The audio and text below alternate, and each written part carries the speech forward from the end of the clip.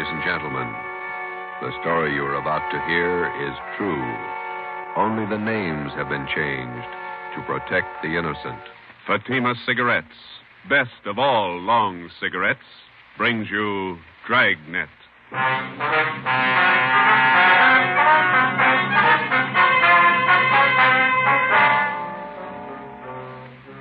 You're a detective sergeant. You're assigned to robbery detail. 2 armed bandits have robbed a large jewelry store in your city. One of the suspects escapes. One is apprehended. He's identified as a friend of yours. Your job, send him to prison. If you want a long cigarette, smoke the best of all long cigarettes. Smoke Fatima.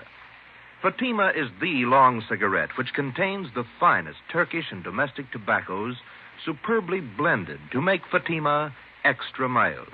And that's why Fatima has a much different, much better flavor and aroma than any other long cigarette. That's why Fatima is doubling and redoubling its smokers. So, if you want a long cigarette, smoke the best of all long cigarettes. Smoke Fatima. Dragnet, the documented drama of an actual crime. For the next 30 minutes, in cooperation with the Los Angeles Police Department, you will travel step by step on the side of the law through an actual case from official police files. From beginning to end, from crime to punishment, Dragnet is the story of your police force in action. It was Tuesday, February 8th. It was cold in Los Angeles. We were working the night watch out of robbery detail. My partner's Ben Romero. The boss is Thad Brown, chief of detectives. My name's Friday. I was on the way over from the city hall, and it was 8:35 p.m. when I got to the second floor of the Georgia Street Receiving Hospital. Treatment room. Joe, hi. Hi, Doc. Ben, how's it going? Okay. It hurt for a while. Doc gave me an injection. 1/6 of a grain of morphine, Novocaine injection. Bullet still in your shoulder? Doc's about ready to take it out. As soon as I get the wound cleaned, here's the soap and water, nurse. Alcohol sponge, please. How's it look, Doctor? Well, there's the x-ray. Shallow penetrating wound in the deltoid area. Sludge, larger than the soft tissue right here. Oh, yeah. No bone involvement. Luckily, the bullet was spent. That's good. Feel okay? Sure. Nurse, methylate applicators, please. Thanks. Let's see now. Where'd you leave Tyler, Joe? Interrogation room. Reynolds and Thompson are with him. Let me have the probe, nurse. Yeah. Feel anything, Romero? No. That's it. You hear that? Hear what? Located the slug with a probe. Oh. Nice. Forceps. Thanks. There we go. Oh, steady. You call your wife? No, she don't worry. Here it is, boys. Want to mark it for evidence? Yeah, give it to me, will you? I will. Nurse, sterile saline solution. Irrigate the wound. No sign of Tyler's partner, huh, Joe? Guy got me? No, not yet, no. Sterile dressings, please. How long did you know this Tyler? Before he went wrong, I mean. I met him in the Army, helped him line up a job when he got out. It's too bad. Sure is funny. Meeting a friend of yours pulled an armed robbery. Must have surprised you, huh? Yeah, kind of. You want me to drive you home when the doc's finished here? Let's go back to the office and talk to Tyler first. Okay. Is that all right, Doc? No. You're staying right here, Romero, till tomorrow morning. If you haven't got a temperature by then, I might release you. Oh, it's only a flesh wound, Doc. I feel all right. I'm not taking any chances with gunshot wounds. If infection set in and you were laid up, I'd have the pension committee to answer to. You're staying here. Sounds like an order. It is. You can pick them up in the P&F ward tomorrow morning. Okay. You going to need anything, Ben? Yeah. I phoned to tell my wife I won't be home for dinner. His name was Max Tyler, white, male American, age 32. Dark hair, brown eyes, medium build, married, father of twin boys. He was a friend of mine. We served together in the Army overseas, and when the war finished, I came back to my job on the force, and Max went back to his old job. It didn't fit him anymore. He stopped working and started drinking. His wife didn't help much. Max started with small trouble, but it grew fast. On the afternoon of February the 8th, Tuesday, Ben and I surprised 2 men holding up a Main Street jewelry shop. Shots were exchanged, and Ben received a flesh wound in the shoulder. One of the hold-up men escaped. The other one was apprehended. His name was Max Tyler. Hi, Larry. Hi, Joe. Glad you got here. Tyler says he won't talk to anybody but you. Okay, boy. Thanks for standing by. Sure. I'll be outside if you need anything.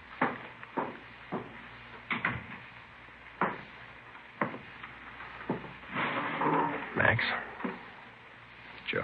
you're in deep this time. You shot a cop. I didn't. This guy was with me. I didn't fire once. You were in on the job. Yeah. Then don't expect presents. I don't expect anything, Joe. Glad you came back. I don't want to talk to those other cops. I work in the same department they do, same job. Well, it's easier to talk to you. What's your story? I was crazy to try it. No alibis, Joe, but I didn't know what I was doing. Believe me, I just didn't realize. I won't buy it, Max. You told me the same thing 14 months ago when they picked you up for those bum checks you were passing. Sure, I hung some paper, but I'm no hood, Joe. You know that. I was drinking. I needed dough for Dorothy and the kids. You gotta believe me. I need a break. You said that before, too. I went to bat for you. Got off with 6 months and 3 years probation. Now you turn up with another caper. I know, Joe. I know. I'm sorry. You're sorry once, Max, and it works, but one free ride's enough for anybody. Now, that's it. Did I say I wanted that kind of a break? I'll serve my time, Joe. I'll serve every day I owe. And then what can you tell me you couldn't have told the other cops? I want to ask you a favor. Yeah? I know you're going to hook me on this. So while I'm doing my time, Dorothy and the kids are staying with relatives out in Inglewood. If you'll...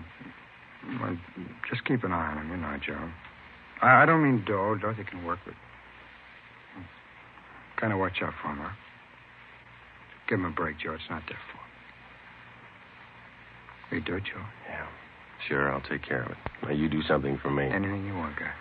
Let's have the straight story. Who was the guy with you on that holdup this afternoon? Cresta, George Cresta. You know him. Out of Folsom, short guy, black hair? Yeah. He's got a room above the Red Owl Bar down on East 3rd near Broadway. That's where he hangs out. Where can we find Cresta now? Oh, maybe there. I don't know. I'll give you a list of the places he goes. Some of his friends I've met. He sure roped me in. Said there wasn't going to be any rough stuff. You were carrying an S&W 38. Sure. When they got outside the jewelry shop, Cresta jammed the gun in my hand. I had to put it away, get it out of sight. Believe me, Joe, he roped me into this. It sounds like an alibi, I know, This but is your second time around, Max. It sounds like one. Okay, I got nothing coming. Don't forget about Dorothy and the kids. Huh? I promised you. Now, you want to give me a full statement on the holdup now? Anything you say, Joe. I'll call for a stenographer. Joe. Yeah. I'm sorry. I am. I believe you. You got the feeling too late, that's all. Max Tyler was arraigned in municipal court 2 days later. Bail was set at $10,000. 3 days after that came his preliminary hearing in municipal court. At his arraignment in Superior Court, 5 weeks after he'd been apprehended, Tyler entered a plea of not guilty. A date was set for his trial in Superior Court. Meantime, the hunt for George Cresta, Max's accomplice, went on. There wasn't a sign of him. Our informants had no lead on him, and the all-points bulletin containing all the information we had on Cresta brought in nothing. On Monday, March 22nd, the trial of Max Tyler was held in Superior Court. Ben and I were subpoenaed to appear. The victim of the holdup, the jewelry store manager, was the first to testify. He was questioned by both the prosecutor and the counsel for the defense. He left the stand at 11:25 a.m. If it please, Your Honor. Counsel for the defense. Before the next witness testifies, I'd like permission to approach the bench. Permission granted. Counsel for the prosecution may also put. Wonder what that's all about, Joe. Something's up. Hello. Judge is shaking his head. Public defender's going back to the counsel's table. Counsel for the defense. Your Honor, it is my client's desire to change his plea to guilty. Defendant rise and face the court. Max Tyler, is that your true name? Yes, Your Honor. On the 12th day of March of this year, in Superior Court, Department 83, City and County of Los Angeles, State of California, you have heretofore been arraigned on the charge of robbery in the first degree. At that time, you pled not guilty to the charge in question. Is it now your desire to change that plea? Yes, sir, it is. You've reached this decision of your own free will? Yes, I have. There's been no force employed, no promise of gratuity or reward to induce you to reach this decision? No, sir. Counsel for the prosecution. Yes, Your Honor. Max Tyler, on the 12th day of March of this year in Superior Court, City and County of Los Angeles, State of California, you are arraigned on the charge of robbery in the first degree. That time you entered a plea as set forth in this information. How do you now plead? Guilty or not guilty? Guilty. Is it stipulated that at the time of the commission of the robbery, the defendant was armed with a deadly weapon, to wit, a revolver? So stipulated. Court will fix the degree of robbery as robbery of the first degree. Your Honor, in the interest of justice, the people move to dismiss count 2, assault with a deadly weapon. At this time, Your Honor, the defendant waives time for sentencing and asks that he be sentenced immediately. Just a moment. Max Tyler, it's the judgment of this court that on the 8th day of February of this year, you did enter the premises at 23108 East Main Street in the city, and there did attempt the felonious taking of personal property in the possession of another from his person and immediate presence and against his will. Further, said attempt was made while you were armed with a dangerous and deadly weapon. Tyler, this court finds you guilty of robbery in the first degree. Count 2 is dismissed. Does it, Joe? Decision of this court that you be returned to the county jail. Sheriff will transfer you to the state penitentiary where you will serve the sentence as prescribed by law. Court is set for 15 minutes. Hey, Joe, Miss Tyler over there, she's taking it pretty hard. Yeah, come on, we better go see her. Hello, Dorothy. I love him, Joe. What am I going to do without him? Children. I'll give it to you straight, Dorothy. You didn't do much to keep Max out of this. You drank right along with him. You don't Joe, deserve those kids. That's my opinion. Please, I know it. Don't make it any harder. Don't. I'll do anything I can for the kids, Dorothy. That's all. What am I going to do without him? I can't be all alone without Max. It's not right. It's not right. Neither's armed robbery. Goodbye, Dorothy. Before the end of March, Max Tyler was delivered to San Quentin State Penitentiary, where he started serving his term. His wife, Dorothy Tyler, got a job as a telephone operator. She and her children continued living with their relatives down in Inglewood. I helped them out whenever I could. 6 months went by. Every 2 weeks, faithfully, Tyler wrote me a letter from prison. I answered most of them. While Ben and I worked on other jobs, the search for George Cresta went on. We failed to uncover a single lead. 10 months passed. Tuesday, January 16th, 1949, 4 p.m. I checked in for work as usual. Hi, Joe. Cold out, huh? Yeah. Did you pick up the mail? Mm-hmm. There's a letter in your box from San Quentin. Tyler, huh? How's he doing anyway? Good. Clean record. Got himself a pretty fair job in the prison library. Yeah. I talked to the warden up there. Says Tyler ought to be eligible for parole in about a year if he keeps his nose clean. You going to bat for Tyler again? I don't know. See what happens. How can you see anything in that guy? He's giving you nothing but trouble. Oh, a lot of people are giving him the same. Maybe that explains it. Not for me, it doesn't. I wouldn't trust him with dirty laundry. I get it. Robbery Friday. Joe, this is Dorothy Tyler. I got to talk to you. Yeah, Dorothy, what's the matter? I found Cresta. I saw him. What? George Cresta. I know where he is. I saw him downtown. I followed him to his place. You sure it was him? I'm positive. He's staying at 134 Jesse Street. It's a rooming house just off Alameda. 134 Jesse. Got it. Thanks, Dorothy. Come on, Ben. 8 minutes later, Ben and I were interviewing the landlord at 134 Jesse Street, a cheap rooming house down on the south end of the city. The landlord's name was Peterson. We showed him Cresta's mug shot, and he told us he was in room 11. We went up a dark, narrow stairway to the second floor.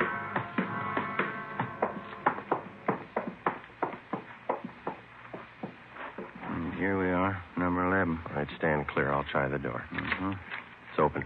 Yeah. Joe, have a look. He's asleep. He's passed out. Come on, slip the cuffs on him.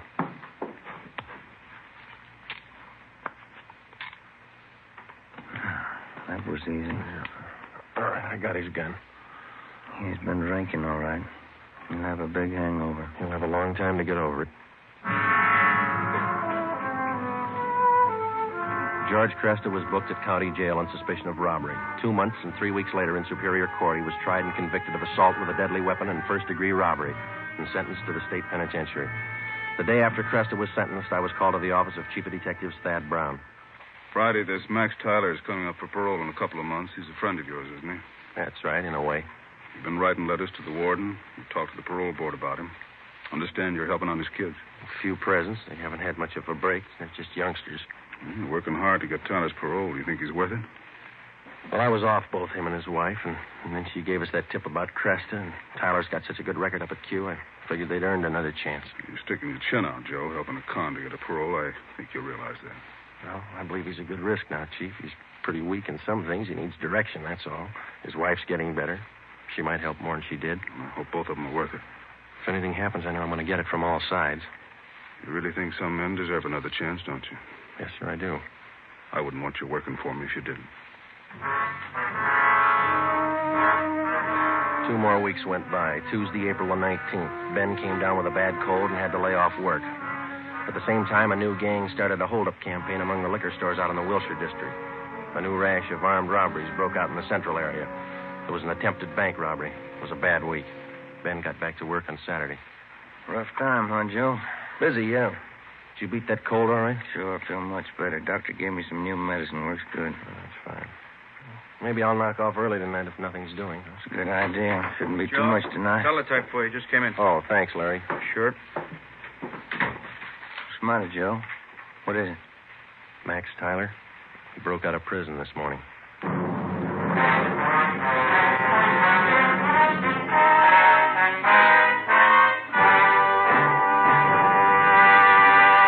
You are listening to Dragnet, authentic stories of your police force in action.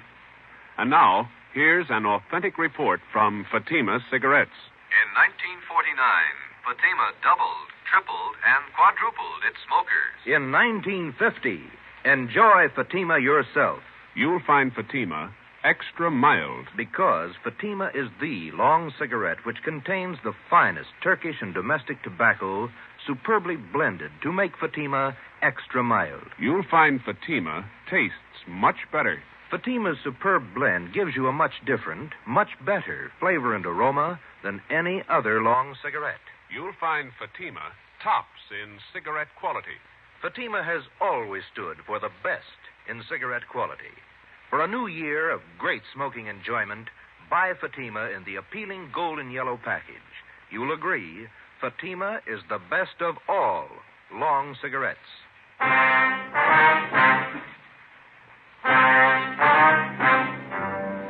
In the course of his career, the police officer is afforded 2 diverse views of the criminal.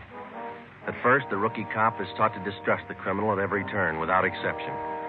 He's schooled in the 1,001 ways in which the criminal operates, his psychology, his mode of operation.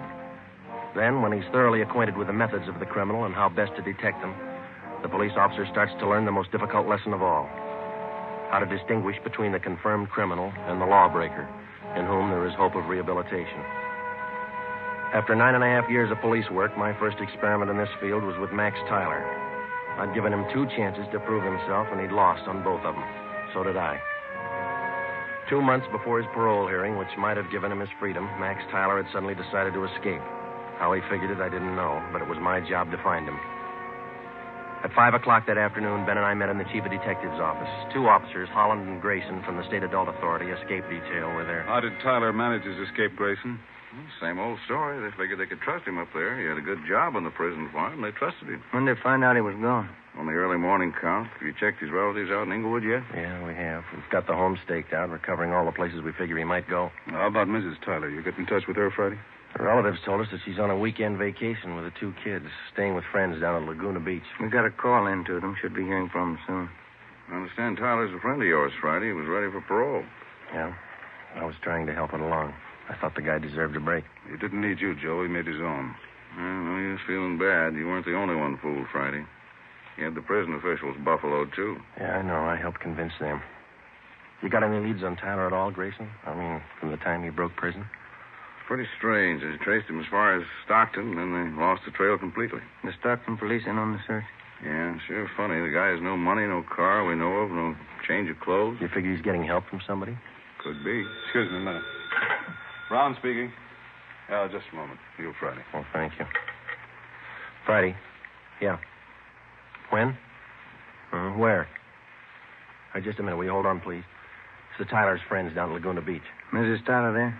No, she called him last night about 7 o'clock. Told him she'd changed her plans. She wasn't coming. She told them where she was going? She wanted to know which highway would take her to Stockton. We told the Tyler's friends in Laguna Beach to contact us immediately if they heard from either Mr. or Mrs. Tyler. We got out an APB on Dorothy Tyler, and then we drove out to interview her relatives in Inglewood. They told us that Mrs. Tyler had the 2 children with her. She had left their house at 6 p.m. the night before by taxi. As far as they knew, she didn't own a car. We talked with some of her friends in the neighborhood. The only thing they could tell us was that she had not borrowed a car from any of them. We drove down to the telephone exchange where she was employed as an operator, and we spoke with a manager, a Mr. Ralph Cartwright. I'm sorry, gentlemen. This is Mrs. Tyler's night off. Is there something I can help you with? When is Miss Tyler due back at work, Mr. Cartwright? Well, she's working the 10 to 7 starting tomorrow, due in at 10 a.m. Uh-huh. We understand that she's on a weekend vacation, huh? Yes, you see, today was payday, so she asked me if she could have her check ahead of time. Said she had to have the money for the weekend. Did you give her the check? Oh, my, no. I couldn't give her the check ahead of time. But I did do her a favor, just to help her over the weekend. What was that? I loaned her my car. We got a complete description of the car together with a license number and called the office. The information was broadcast to all units throughout the city and teletyped to all points in the state. Chief of Detectives Thad Brown ordered an immediate stakeout on the telephone exchange where Mrs. Tyler was employed. The stakeout at the home of Inglewood continued. Another day passed. We checked with the bank where Mrs. Tyler maintained her account. It was 10:25 a.m. when we got back to robbery detail. Gentlemen, what'd you find out? Miss Tyler closed her account 3 days ago, withdrew all her savings, $46.55. Well, they're not going to go far on that. Any word about that car she borrowed? Teletype came in about an hour ago. They found it just outside Santa Barbara, abandoned. Anyone see the Tylers? No reports. I wonder how those poor kids are making out. He must be crazy, and his wife, too. If she was going to help him pull an escape, why'd she have to drag the kids along? That's the way some parents figure, Friday. They owe their children nothing. The children owe them everything. Call for you, Friday. Take it on 2. Oh, thanks, Larry. Friday. This is Hopkins, Friday, on stakeout at the phone exchange. Yeah, Bert. Tyler woman came for a check. We got her.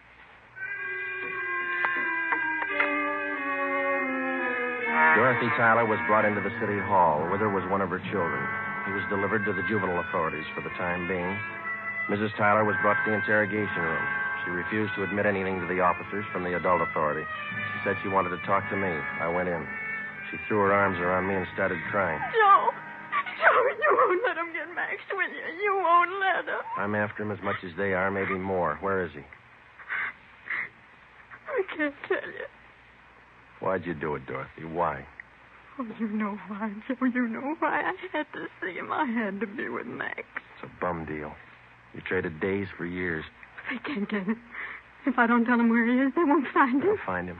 He's got to eat, so do you and the kids. He has to go to work, and working with a gun is all he knows. He'll leave a trail. We'll find him. Children. What have they done with the children? Where's Jimmy? They're taking care of him. That's more than you did. Where's your other boy, Vance? Max. Max has him. That's fine. You and Max ought to be real proud of yourselves.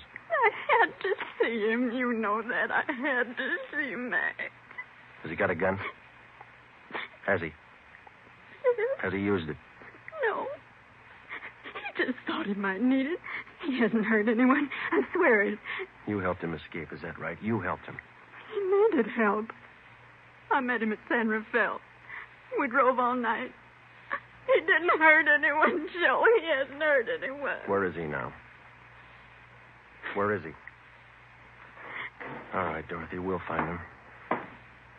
Joe, if I tell you, will you go alone? I can show you the way. Will you go alone? Yeah. All right. I'll take you to him, Joe. I trust you. Yeah, I trusted him once, too. 5 p.m., Monday, April 25th. Dorothy Tyler, Ben, and I got in the car and headed north for the coast town of Santa Maria. Acting under orders of Chief of Detectives Thad Brown, Larry Thompson from Robbery Detail followed in another car. Holland and Grayson from the State Adult Authority were with him.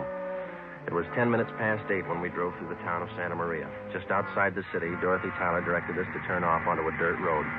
We drove about 2 miles. She told us to pull up. Across that field. Shack by those trees. Lonely out here. I'll go with you, Joe. Maybe Max won't understand. You stay here. Joe, that car car stopped here. It's cops, Dorothy. It had to be. They won't shoot unless Max does. But you promised. You said you'd go alone. I'll go alone. Friday? Hello, Grayson. Where is he? She tell you? That shack over there across the field by that clump of trees. He's got one of the kids with him, that right? Yeah, he won't be any trouble. He's armed. The cons up at Quentin say he won't be taken alive. They say he'll shoot it out. They talk a lot. You better let us take him. You're not getting paid for this one. I'll take him alone. I made a promise. That guy in the shack's in the habit of breaking promises. I keep mine. Keep an eye on Miss Tyler, will you, Ben? Thompson's watching her. I'm coming with you. I told her I'd go alone. There's 2 doors, front and back. Which one you going in? Front. I'll be around back. Careful, Joe. Yeah. I'll be right back, Grayson. I started to cross the field. The shack was about 100 yards from the road. The field was uncultivated, and I wasn't sure of my footing. I stumbled over a tree stump. Halfway across the field, the lights in the shack went out. Who's that? Who is it? It's me, Max. Joe Friday.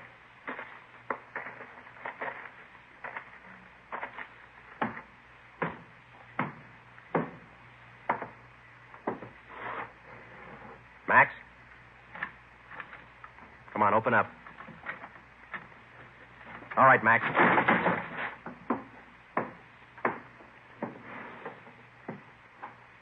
Why the gun, Joe? I never thought you'd take me with a gun. I never thought I'd have to kick down a door to get you. You've changed a lot, Max. How'd you find me, Dorothy tell you? Where is she? Outside. Your boy over there, Vance. He's sleeping. He's okay. Put out your hands. Put out your hands. Oh. I'm sorry, Joe. Yeah. You've been good to us. I won't try to explain. Neither will I, Max. Come on.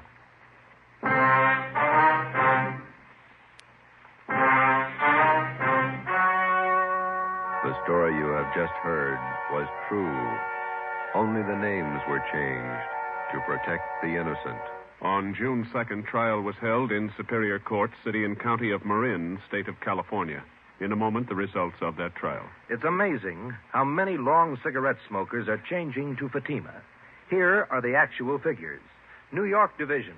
Fatima sales up 132%. Los Angeles Division. Fatima sales up 545%. St. Louis Division. Fatima sales up 548%. Yes, in 1949, more and more smokers discovered that Fatima is the best of all long cigarettes. They found Fatima extra mild. They found Fatima has a much different, much better flavor. They found the name Fatima means the best in cigarette quality. In 1950, enjoy Fatima yourself. Best of all long cigarettes.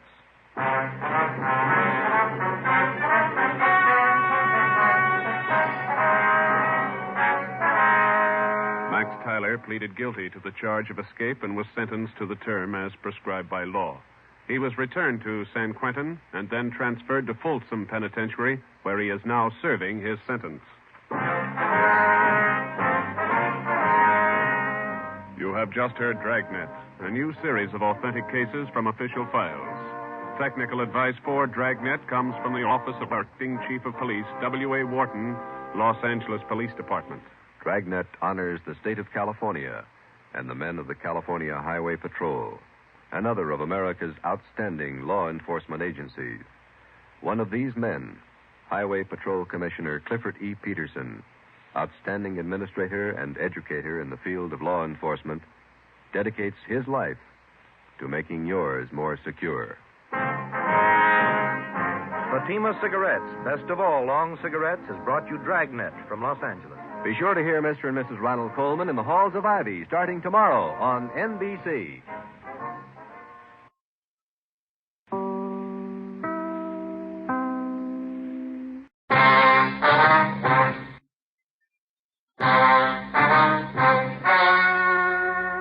Ladies and gentlemen, the story you are about to hear is true. Only the names have been changed to protect the innocent. Fatima Cigarettes, best of all long cigarettes, brings you Dragnet.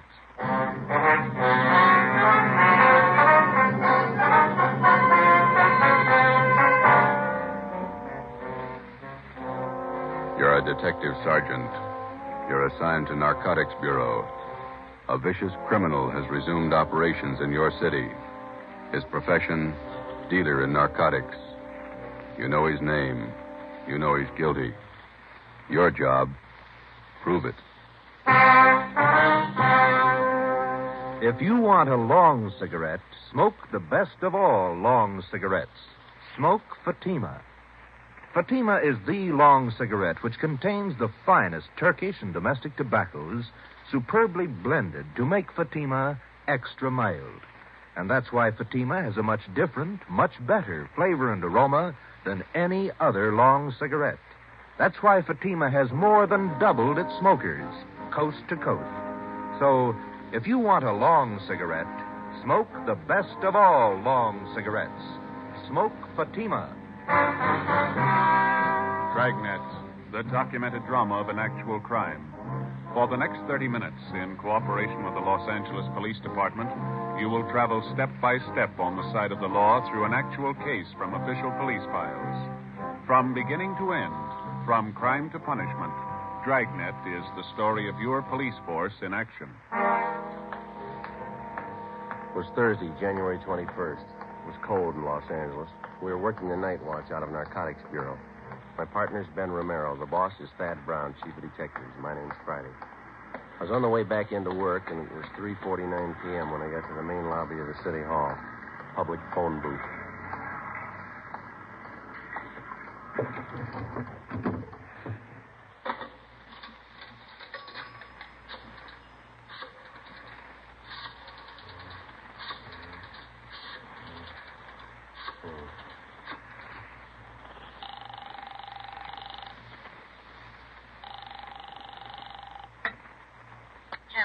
Oh, Ma, this is Joe. Joseph, you said you were going to be home at 4 o'clock. Oh, I couldn't help it, Ma. They changed the schedule. I got my stuff all right. Thanks for packing it. Well, I put your socks and your clean T-shirts on the bed. Did you put them in your bag? Yeah, I got them. Got them off the clothesline right after you called. They weren't quite dry, or I would have packed them for you. I got them all right. Listen, Ma, I'll call you whenever I get the chance. Now, don't worry. How long are you going to be gone? I haven't any idea. Maybe a month. All depends. How can I get in touch with you? You can't. Call Ben. He'll get the message to me somehow. Where is it you're going, Joseph? Well, I'm not going anyplace, Ma. I'll be right here in the city, but I just won't be able to come home for a little while. It's a special job. No, like the last time. Yeah. Well, you be careful now. Watch what you order when you're eating out in those awful restaurants, Yes. and get your rest. Yes, you ma'am. need plenty of rest. Yeah, okay, Ma. I'll be all right. I was shopping today. I bought a nice loin roast for dinner tomorrow night. Now, you won't be here. Well, why don't you invite the neighbors over? The Newtons? That'd be good company for you. Well, maybe I'll ask your Aunt Elizabeth over. Yeah. Now, don't worry. If you want to get in touch with me, you deliver the message to Ben, okay? Yes, all right. What kind of work you be doing? You going to be dangerous? Oh, it's just another job, Ma. It'll work out. I'll call you when I can. All right, Joseph.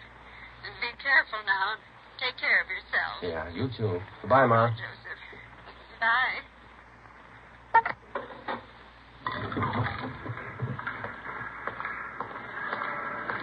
I left the phone booth and started down the corridor. I went up a short flight of stairs and turned left. The afternoon crowd in the city hall seemed heavier than usual. I walked past the elevators and turned right down another corridor. It was 3:58 p.m. when I got to room 24, Narcotics Bureau. Captain White? Hi, Joe. You want to take these? Yeah, sure. My badge. Okay. There's all my identification and my gun. Right. I'll take care of them for you. These clothes look all right? Just a minute. Now, let's see. Yeah. I don't like that tie. Romero. Yes, Gibber? Let's see your tie. Yeah, swap with Friday, will you, Ben? Christmas tie's pretty loud. Mine's not. That's the idea. Here's some stuff to carry in your pocket. Social Security card, ID card, all made out to Joe Kybers. Mm-hmm. Some book matches from St. Louis, a couple from Reno, Nevada. Okay. You pick up another gun? I loaned him my .25 automatic. It's small. It's easy to carry. Suit yourself. I don't have to tell you to be careful. No. It's a chance we've been waiting for, Joe. A lot depends on you. I'll do what I can. Just one thing I want to tell you.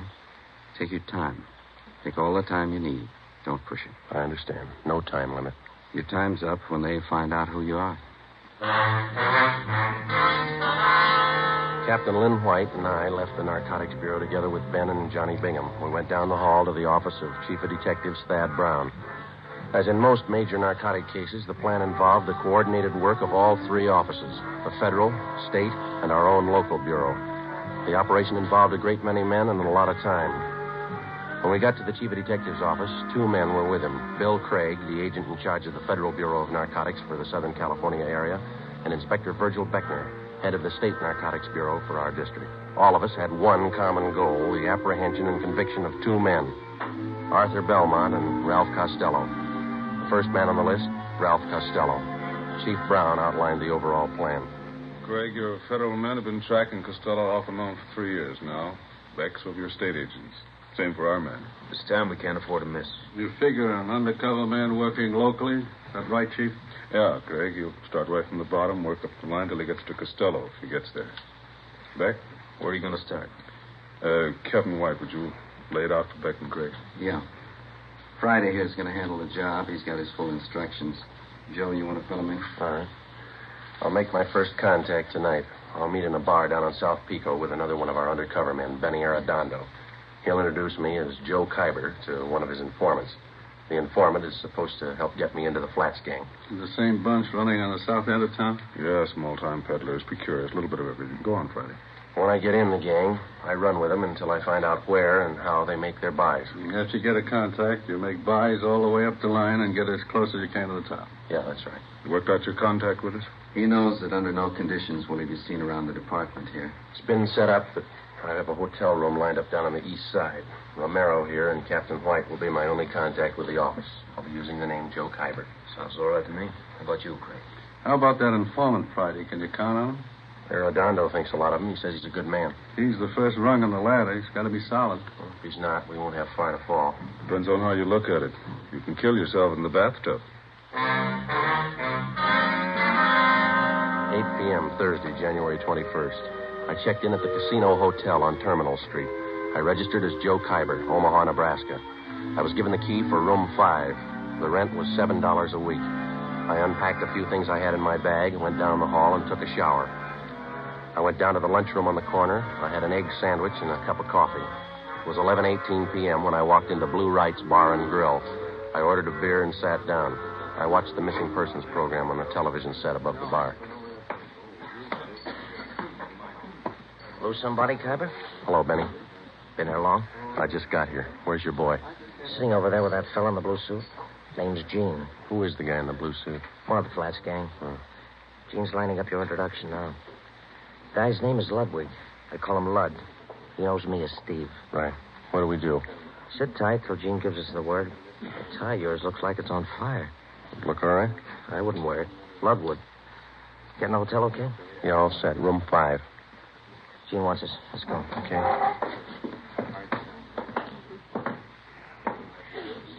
Hi, Steve.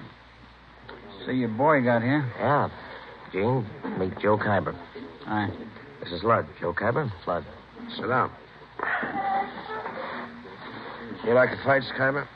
Yeah. They got nothing out here in that line. I used to go to the Garden when I was east. I got some fine cards at the Legion.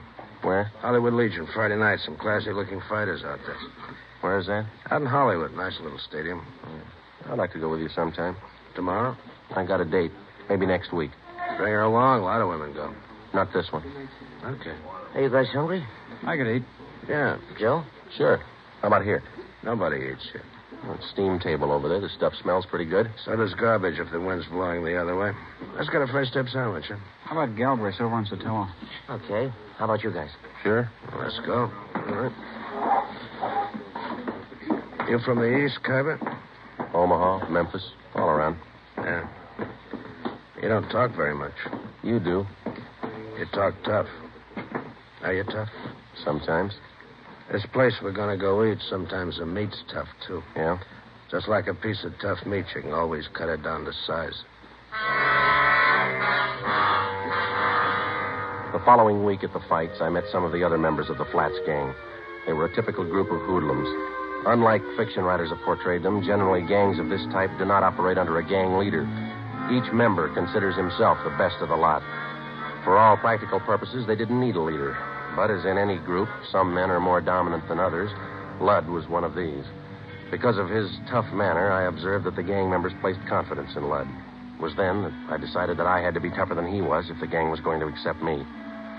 5 weeks went by. March 7th. There was still no mention by any of them that they were either using or dealing in narcotics.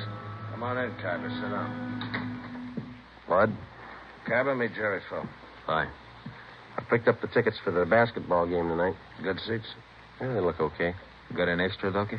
Maybe I'd tag along. Yeah, we got 4. You look kind of sad, Cabot. He always looks that way. First he was tough, now he's sad. Oh, you and that mouth. You know it all, don't you? No offense, you look a little low. I don't know about you, Cabot, but I'm a little under par. I'm going to have myself a pop. You interested? No, I don't use it. Why don't you try it? You might get a kick out of it. I have. It's all right going up, but it's nothing coming down. That's where you make a mistake. Stay up. Don't come down. Lud. You heard what he said, Jerry. You don't like it. How does he know? He never stayed up long enough. Take your pop and shut up. You talk about Cabot trying to be tough, you think you're the big wheel around here. That's enough. Better quit giving orders, Lud. You know better than the rest.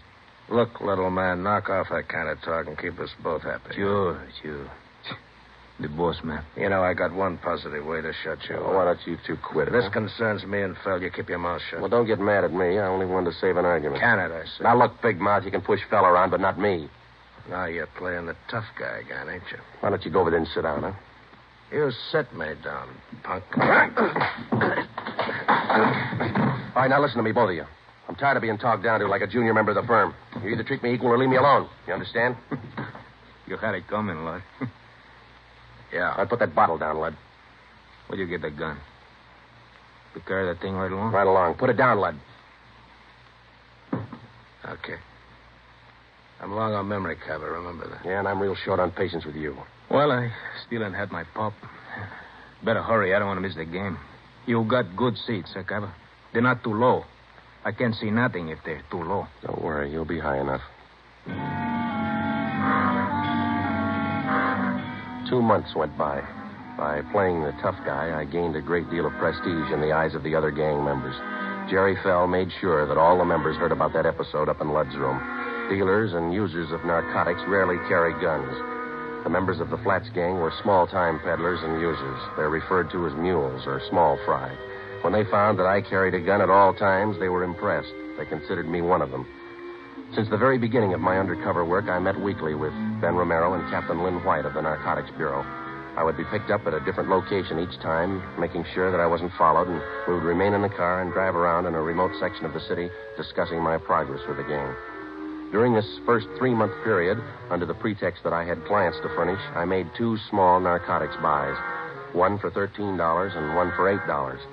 As soon as the purchases were made, I would mark them for identification, contact Ben, and then turn the narcotics over to him to be booked as evidence by the property clerk at Central Division. Another month went by. Thursday, June 5th, 11 p.m. We had just returned from the midget auto races, and we were sitting around in Lud's room. You mentioned something out at the races, Cabot. Now what's on your mind? I told you, Lud, I need a half a dozen caps right away. I got people putting the bite on me. Old customers. How old can they be? You only been out here 5 months, remember? When they're hooked, they get to be old customers in a month. I fixed up 2 buys with Morse for you. Tony says he can't handle anymore. Hasn't got enough around. You got on board late, you know. All of us are ahead of you. Tony can get more. Who's his source? Couple of guys. I know him. How about an office to one of them? You deal with Tony. You said he hasn't got enough. That's right, I did. Okay. How much do you want? They're your customers. What's it worth? They'll pay. What's the guy's name? Costello's one of them. He'll have enough for you. Who's the other guy? You deal with Costello for now. Where can I meet him? Morse will set it up for you. I got to meet him in an hour. Come in. Police officers. Shake it down, Donahoe.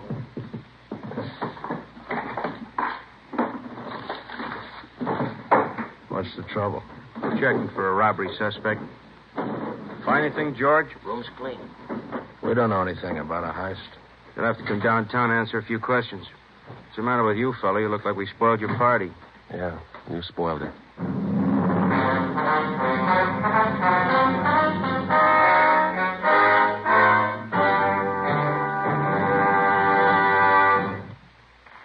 You are listening to Dragnet, authentic stories of your police force in action. Now, here's an authentic report from Fatima Cigarettes.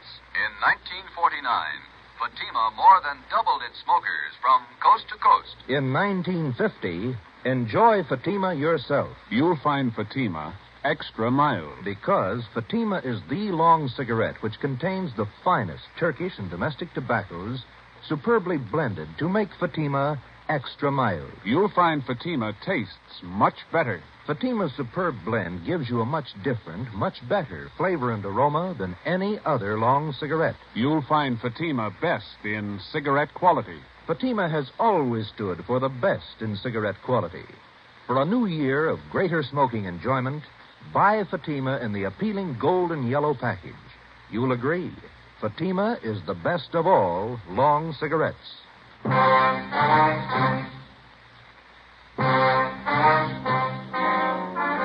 chance of my being picked up while working on an undercover assignment was one which all of us had considered.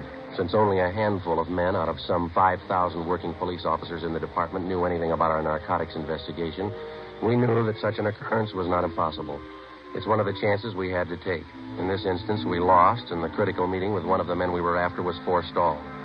How long our detention at police headquarters would delay my meeting with Ralph Costello was anybody's guess. Could mean weeks or maybe months.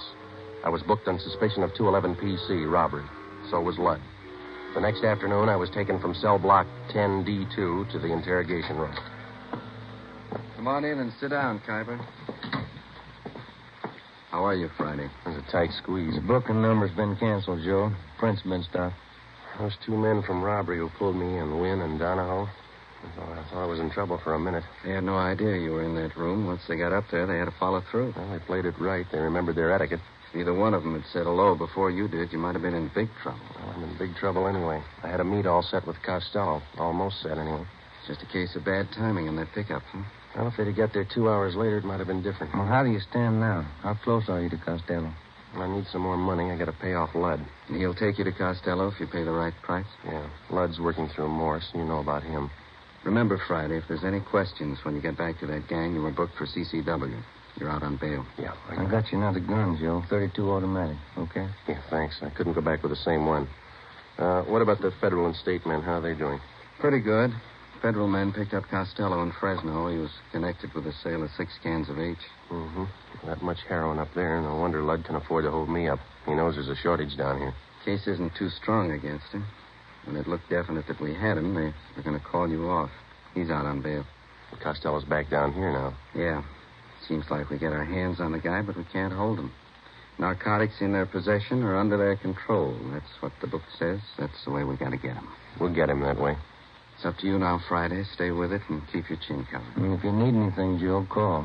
Your mother's been over at the house for dinner a few times. She's okay. Thanks. Tell her I'm all right, will you? Sure. She worries a lot about you, Joe. Anything happened to you, it'd just about kill her. That makes 2 of us. I'll see you. Before I left the city hall, Captain White drew out some more money from the Secret Service Fund. This fund is for the sole purpose of undercover work. This latest amount was for the narcotics buy that I hoped to make with Ralph Costello. An hour before I left, Ludd was released on a writ that he had arranged for. Saturday, June 7th, 9 a.m., I checked back into my room at the Casino Hotel. During the 3 weeks that followed, I kept asking Ludd to arrange a meeting for me with Tony Morse, the next man on the ladder, on the way up to Costello. Ludd kept stalling me. Another week went by. Captain Lynn White, Ben, and I held our regular weekly meetings. On July 6th, Ludd told me that a meeting with Morse had finally been arranged for 8 p.m. that night. I called Ben and told him I'd meet him and the captain immediately after I talked with Morse. At 8 p.m., following the instructions Ludd had given me, I was in the downstairs waiting room at the subway terminal at 5th and Hill. I was told to wait for the apple vending machine.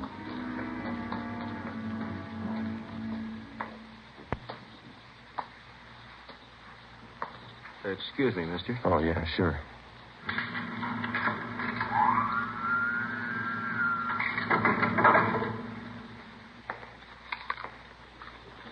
Kyber?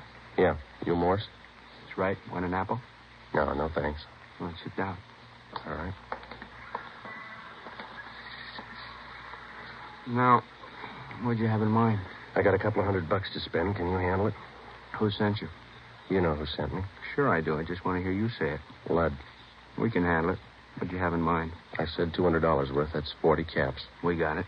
None of that Mexican junk. I want European stuff. You bought before. You'll take what we got. That last buy I made through Lud, the junk was cut to nothing. Can only use so much milk or sugar, you know. By the time it got to you, it was probably cut pretty thin. So was the price you paid for it. I'm not looking for bargains. I push to good people. I want good stuff. You'll do better this time. You're not dealing with Lud. Sure, we cut it. No more than anybody else. Not as much as Lud. When can I get it? You got some sick people? Couple. Have it for you in an hour. Where's the meat? Got a watch?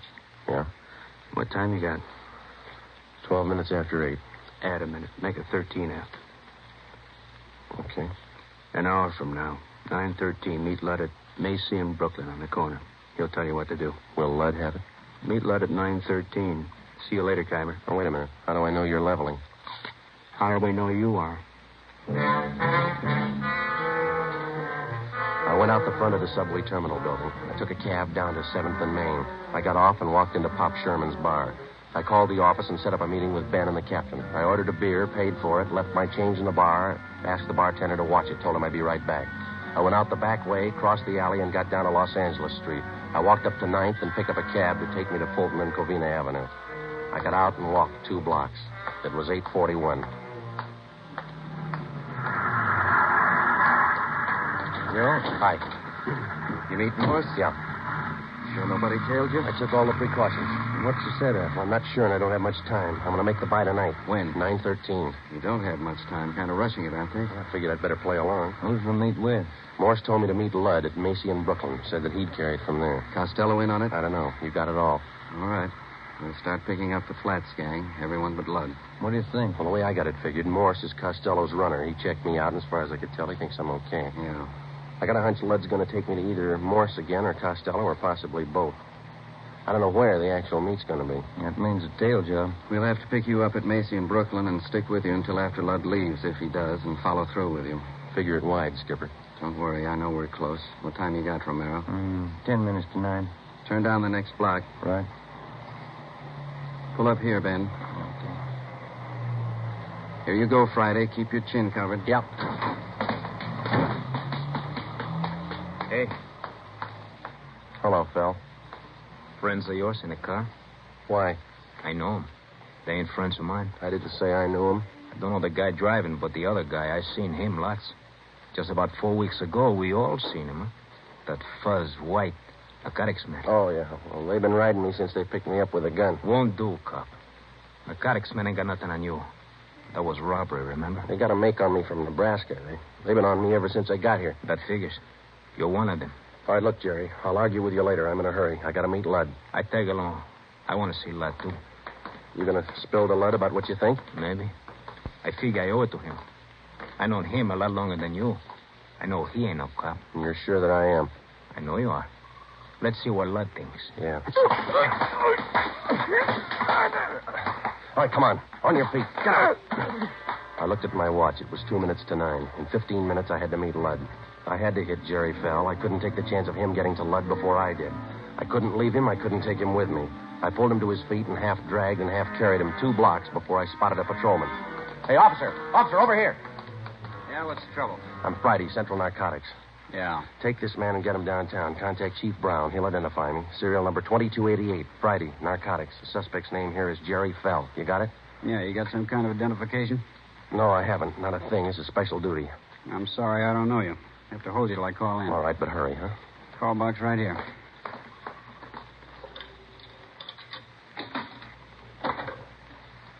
This is Carlson, box 117. Check on a matter with the Chief of Detectives, Brown, will you? Yeah, that's right. Have a man here who identifies himself as Friday. What's your first name? Joe Friday. Tell him to hurry. Yeah. Joe Friday, Central Narcotics, serial number 2288. Says he's in a hurry, holding a suspect, Jerry Fell. I'll hold on. Yeah, my watch says 5 after 9. What time you got? I got 6 minutes after. It might be a little fast. Any cab stands around here? 4 blocks up the street. Which way? That way. Yeah. Okay, I will. Thank you. Okay, Sergeant. Sorry to hold you up. Need any help? No, you just hang on to this guy. Don't let him go. I started to run. Macy and Brooklyn. 6 blocks away, and I had 8 minutes to make it.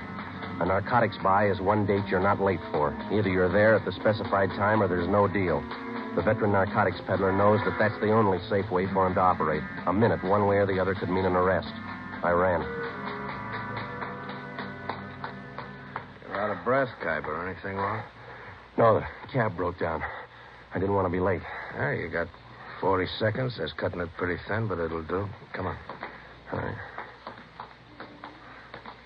Right here. By this lamppost? That's it, right in front of it. Don't move to the left or right. Stay put. They'll handle the rest. So long.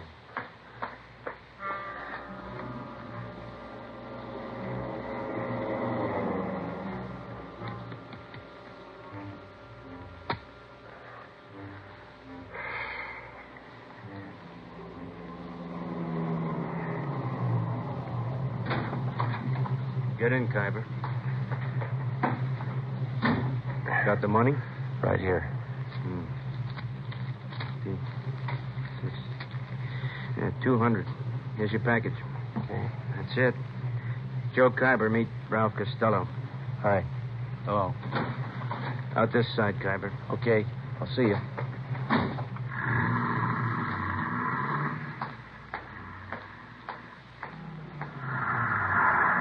Did you make the buy Friday? Yeah, take him. Hi, Joe. Ben, thought you were with the captain. They don't need me. That intersection's blocked off up there. They're pulling them over right now. See? Yeah. They got him. Costello in the car? Yeah. And that's half of the team. Now what? We go after the big man, Arthur Belmont. Took us 7 months and 4 days to get to Costello. Lots of time. Yeah. Always seems to work out that way, doesn't it? What's that? They always run out of time before we do.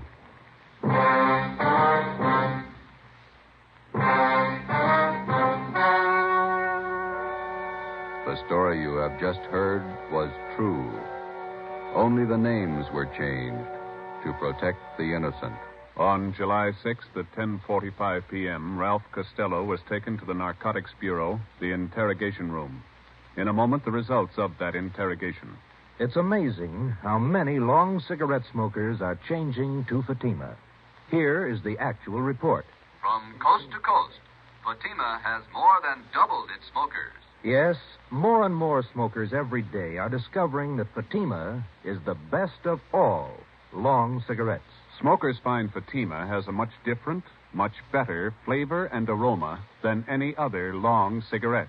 They find that Fatima is extra mild because it's the long cigarette which contains the finest Turkish and domestic tobaccos superbly blended to make it extra mild. Enjoy extra mild Fatima yourself. Best of all long cigarettes.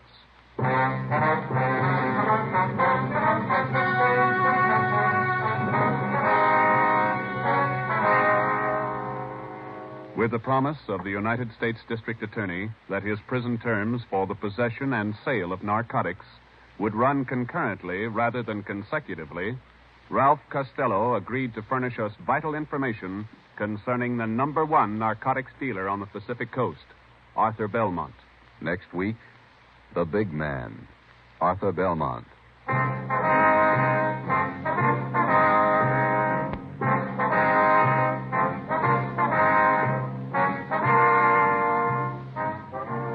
You have just heard Dragnet, a new series of authentic cases from official files.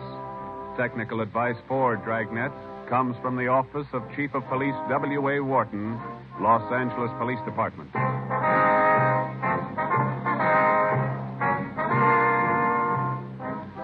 Fatima Cigarettes, best of all long cigarettes, has brought you Dragnet from Los Angeles. Hear Mr. and Mrs. Ronald Coleman in the Halls of Ivy tomorrow evening on NBC.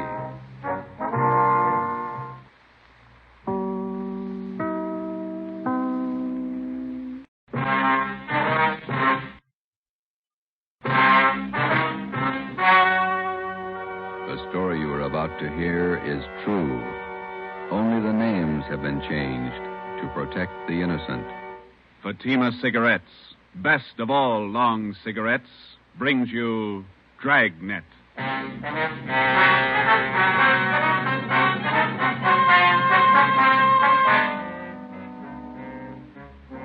detective sergeant. You're assigned to Narcotics Bureau. For 7 months, you've been working with federal and state agents in breaking a narcotics ring. You've apprehended the small fry. Next in the line, the big man. Your job, get him. If you want a long cigarette, smoke the best of all long cigarettes. Smoke Fatima. Fatima is the long cigarette which contains the finest Turkish and domestic tobaccos superbly blended to make Fatima extra mild. And that's why Fatima has a much different, much better flavor and aroma than any other long cigarette. That's why Fatima has more than doubled its smokers coast to coast. So, if you want a long cigarette, smoke the best of all long cigarettes. Smoke Fatima. Dragnet, the documented drama of an actual crime. For the next 30 minutes, in cooperation with the Los Angeles Police Department, you will travel step by step on the side of the law through an actual case from official police files. From beginning to end, from crime to punishment, Dragnet is the story of your police force in action. It was Wednesday, July 9th. It was warm in Los Angeles. We were working the night watch out of Narcotics Bureau. My partner's Ben Romero. The boss is Thad Brown, chief of detectives. My name's Friday. I was on the way into work, and it was 3:58 p.m. when I got to room 24, Narcotics Bureau. Hi, Joe. Feel better? Oh, not quite as tired, Ben. That Costello thing was a long haul. Narcotics Romero. Okay, Bigham. I'll tell him. Meeting's in 5 minutes. Chief Brown's office. Okay, I want to pick up my stuff from the captain first. Hi, Skipper. Come on in. You look a little better, Friday. Get some rest? Yeah, and a couple of good meals. That's the trouble with the Flats gang. They never knew where to eat. Sit down, Joe. I want to talk to you. We got a couple of minutes before the meeting. You'll probably be getting this all up and down the line from here in. Just want to let you know that we think you and all the men in the operation did a fine job. My part wasn't much. You did more than I did. Oh, we all worked, but you had the dirty end of it. Good job. Here's your equipment. You'll need it now. Oh, yeah, thanks. Badge, your ID card, your gun. 6 shells, that's all of it, huh? Mm-hmm. That's it, thank you. You're back at it. Yep. Here's one for you. Look at this. What's that you got? Mug shot of a girl picked up in a narcotics raid last night. Oh, a pretty girl. Long blonde hair, beautiful eye. She looks young. High school girl? She was when that picture was taken, 1947. She was 16. Here, look at this one. Yeah, same girl. Yeah, that's the way she looked at 11:30 last night when we picked her up. She looks 50. 19 years old. 3 years on heroin. She might as well be dead. She is. 8 o'clock this morning. Let's go. It's time for the meeting. You just looked at the best reason I know of for getting Belmont. She get her stuff from Belmont? Costello was pushing to her. He got his stuff from Belmont, the old one. Romero, let's go. I'm with you. Anybody brief you on the Costello interview, Joe? No, not yet. Chief Brown will fill you in. Here we are.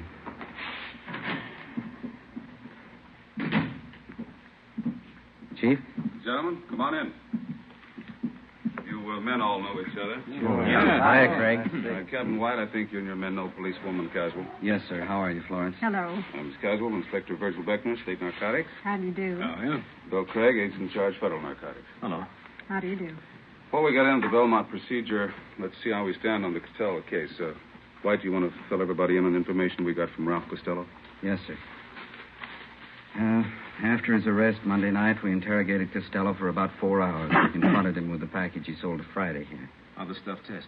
Crime lab ran it through, about 1/3 of an ounce of heroin, fair quality Mexican stuff. The man we picked up with Costello, Tony Morris, was questioned as well. He corroborated Costello's story. What'd you get from him? Well, he told us he had a great deal of information on the big man in the operation, Belmont.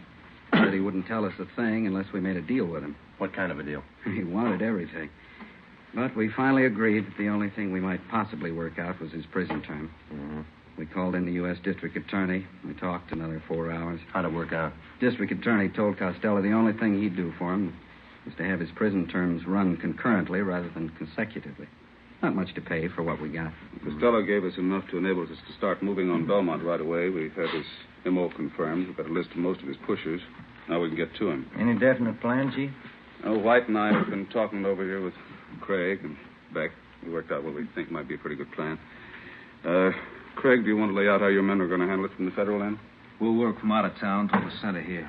We'll check his contacts across the state lines. We've already traced his connections to the east, New York syndicate. We'll keep working that end. Beck, how about your state narcotics men? We'll work inside the state line here. We've already checked out part of his operations. We've located sources in San Francisco, Bakersfield, Fresno, as far south as San Diego, Lower California. We'll draw all those ends up tight. Keep moving. You fellows will both give us a hand if we need assistance. You bet. Yeah, that's right. Fine.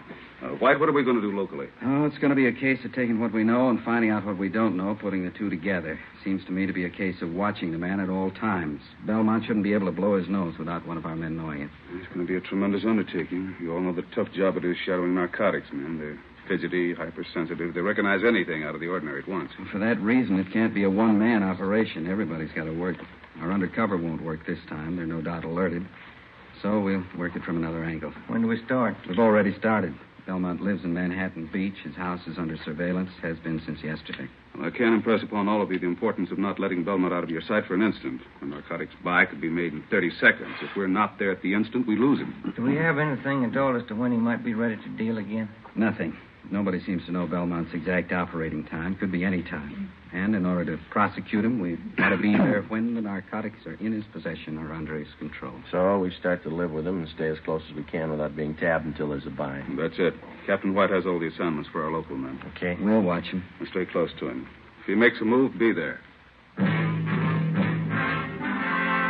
The meeting lasted 4 hours. During that 4 hours, a plan was formulated which we hoped would end in the successful apprehension of the number one man in Pacific Coast narcotics traffic, Arthur Z. Belmont. How do you watch a man, his every move, for 24 hours, day in, day out, without his knowing it? How do you watch a man whose very existence depends upon not being watched, who is expertly schooled in every trick and device of police surveillance, whose method of operation will change with the slightest disturbance of his daily routine, and if that M.O. changes, you've lost him.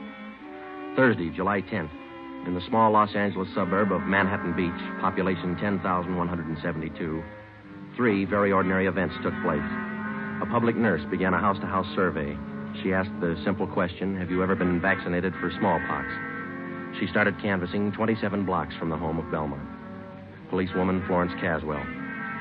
2 Japanese gardeners new to the city of Manhattan Beach began soliciting work. They started asking for jobs 38 blocks from the home of Belmont.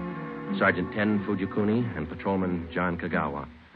A team of surveyors driving a station wagon marked with the seal of Los Angeles County began taking linear measurements for the proposed enlargement of storm drains in the area. They started 14 blocks from the home of Belmont. Lieutenant John Bigham, Central Narcotics, Sergeant Ben Romero, and myself. Okay, Ben, bring in the rod. Let's knock off for lunch. What do you want to eat, John? In the wagon. Better take the transfer with us. Kids might pick it up. Okay. I got it. I can't keep the sand out of my shoes. Might as well get used to it. We're a long ways from home. Yeah. 9 years on the job. It's the first time I ever brought my lunch in a paper sack. Who knows, Joe? This might change your whole way of living. You bet. You want to sit in the front? No, I'm getting back. Fellas, have a look at the local paper. No, why? Manhattan Beach Sentinel, down the bottom of page 1 in the box. Read it. Yeah, let me see. Mm-hmm. Well, it's good. What is it, Joe? Read it out loud. Well, it says preliminary work on storm drains started.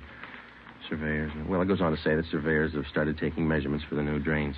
Captain White's idea had the story planted, even got a release from the Planning Commission. It won't hurt us a bit.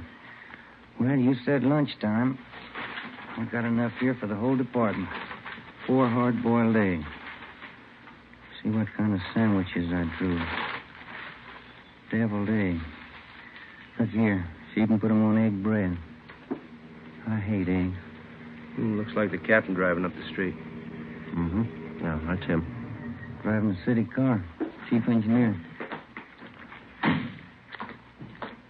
How's it going, Bigham? Fine. Slow. Had your lunch? What do you got? Deviled egg sandwiches. Got plenty. Can't stand them. How about ham and cheese? Yeah, thanks. There you go. How's everybody else doing? Very slow. Takes time. Got to keep taking our time. If we tip it before we got close enough, Belmont's on his way. Mm-hmm. How long are we going to have to keep our distance? Not much longer.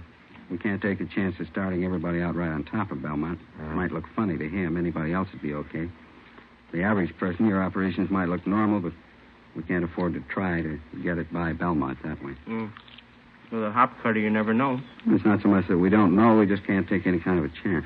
That's what I mean. He might have started right on Belmont's front lawn, and he's never got wise. But we wouldn't want to risk it. Belmont been out of his house today? On the go quite a bit. Left his house at 9:13 a.m., went down to the ShopRite market, bought a half-pound of bacon, 2 dozen eggs, loaf of bread, whole wheat. Sergeant Hodges waited on him. He's clerking in the grocery department.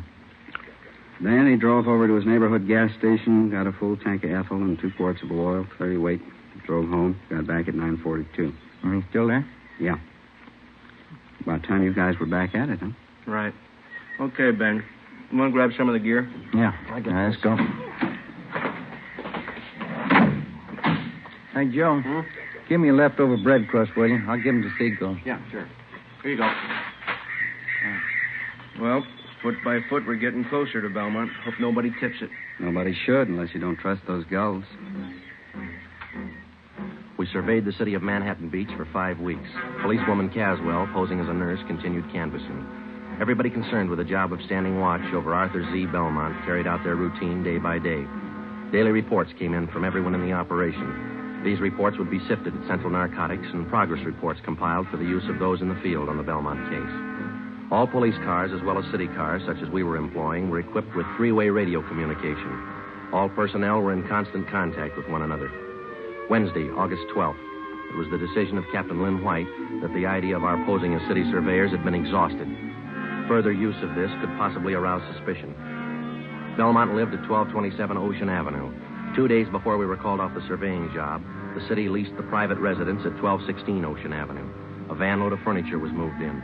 Drapes and curtains were hung. Regular deliveries of daily newspapers and milk were made to the house. To all outward appearances, the house was occupied by an average family. Actually, it provided another blind from which we could continue to observe Belmont. Shortwave radio equipment was installed in an upstairs room. Ben and I were assigned the night watch. Another car just stopped in front of Belmont's house. How many does that make? 3 cars. 5th minute. Yeah. A couple of guys getting out. Went up the front door. Where? Let me see, huh? Take a look. Watch curtain. Yeah. Belmont answered the door. He's letting him in. Something's doing. What do you think? I don't know. You called Captain White, didn't you? Oh, an hour ago. Just after the first car pulled up. He'll park in the alley and come up the back way. I better check with everybody again. This portable seemed to warm up slower than our car radio. About the same. Here we go.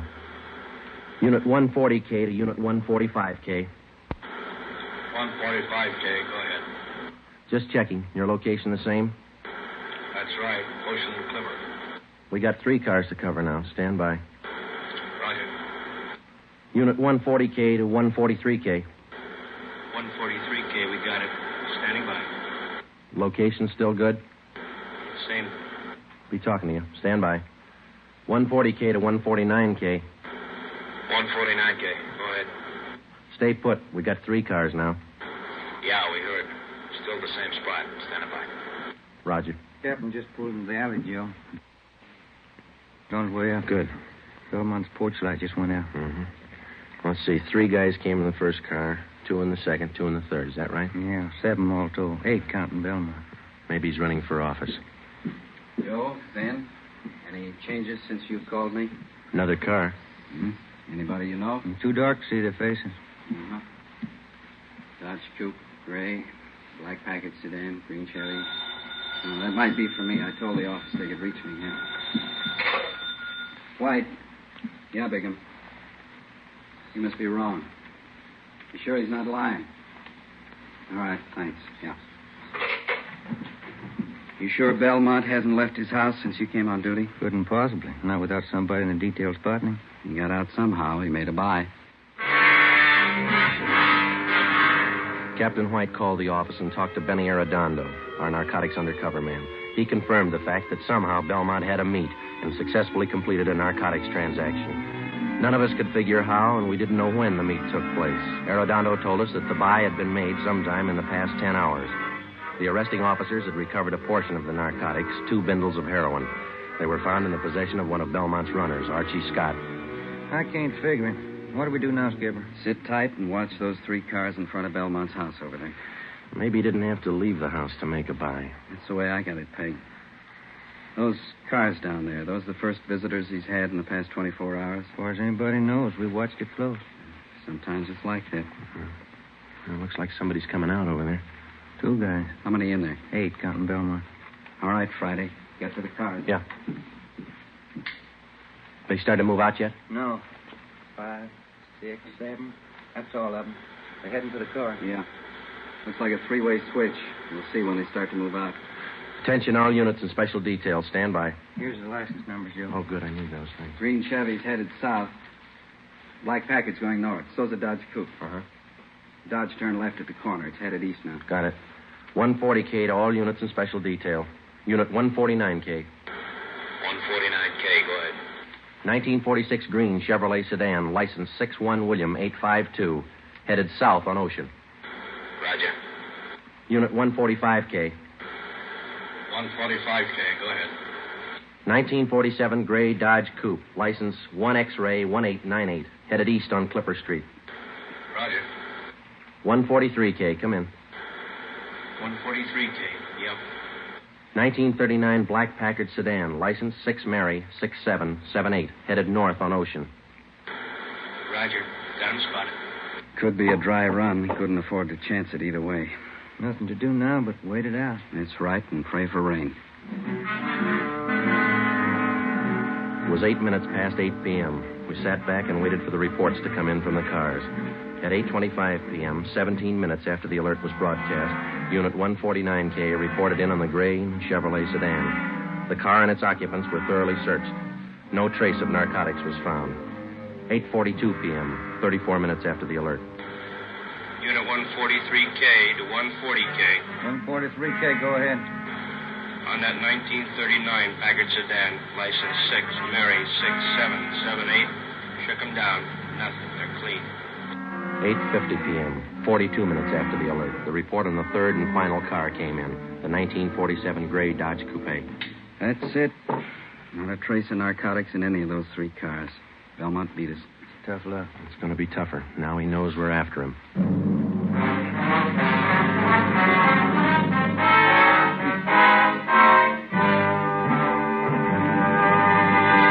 You are listening to Dragnet, authentic stories of your police force in action. Now, here's an authentic report from Fatima Cigarettes. In 1949, Fatima more than doubled its smokers from coast to coast. In 1950, enjoy Fatima yourself. You'll find Fatima extra mild. Because Fatima is the long cigarette which contains the finest Turkish and domestic tobaccos superbly blended to make Fatima extra mild. You'll find Fatima tastes much better. Fatima's superb blend gives you a much different, much better flavor and aroma than any other long cigarette. You'll find Fatima best in cigarette quality. Fatima has always stood for the best in cigarette quality. For a new year of greater smoking enjoyment, buy Fatima in the appealing golden yellow package. You will agree, Fatima is the best of all long cigarettes. The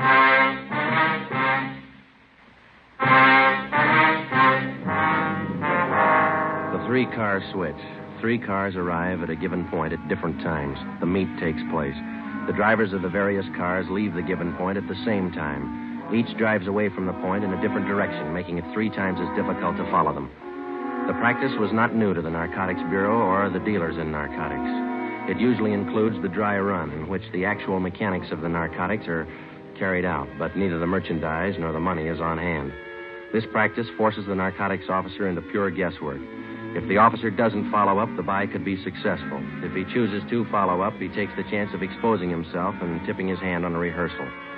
In the case of this particular car switch, we lost. But taken in the car roundup were 7 of Belmont's trusted runners. 6 of these men refused to talk, but the 7th, Clifford Bassell, gave us a lead to one of Arthur Belmont's most trusted friends. His name was Floyd Ketchel. He and his wife lived at 357 Evergreen Drive, Linwood. It's a nice house. Yeah. Yes? Police officers, we'd like to ask you a few questions. What about? Well, as you probably know, there's been a series of burglaries here in your neighborhood. No, I didn't know. Oh, yes, quite a few. Would you mind if we came in and talked to you about it? I don't know anything about any robberies around here. Everything's okay. This is just a routine check, Mr. Ketchel. Everybody else in the neighborhood's cooperating. Only take just a minute. All right, you can come in, but I have to leave in about 15 minutes. Thank you. Well, you have a nice place here, Mr. Ketchel. Yes. Now, what was it you wanted me to help you with? You know a man by the name of Clifford Bussell? No. How about Arthur Z. Belmont? Who? Arthur Z. Belmont. Bussell says you and Belmont are good friends. I don't understand this. I thought you wanted to ask me about some robberies. I wonder if you'd mind rolling up your left sleeve. I'd like to look at your arm. What for? You're a user, aren't you? No, I'm not. Then you know what we're talking about, don't you? No, I don't. Do you have any narcotics here in the house? Certainly not. You mind if we look around? Why do you want to search the house? Why won't you show us your left arm? Floyd Ketchel would admit nothing, but he allowed us to search his home and grounds. An extra detail of men was called out to aid us in the search. We covered every foot of the acre of ground. This took 2 days. We found nothing. On the third day, under the flooring of an upper bedroom of the Ketchel home, we found Ketchel's plant. He was using heroin. You want me to call Belmont, is that the idea? That's right. We want you to set up a meet with him. I'm not going to rat on Art. He's a friend of mine. Well, suit yourself. We found your plant there. We've got you. You be the fall guy. You mean I take all the heat? Why not? Bussell put the finger on you. We got to have somebody. Why pick on me? We just told you. We found the stuff here. Bussell fingered you. You're it. All you have to do is make a phone call. You won't have a clean slate, but it's going to sound a lot better in court. All right. It makes sense. You know what to tell him. We've already been over all that. Call him now. Friday, listen in on the extension. If Ketchel changes his mind in the middle of the conversation, I'll see that he hangs up. Yeah.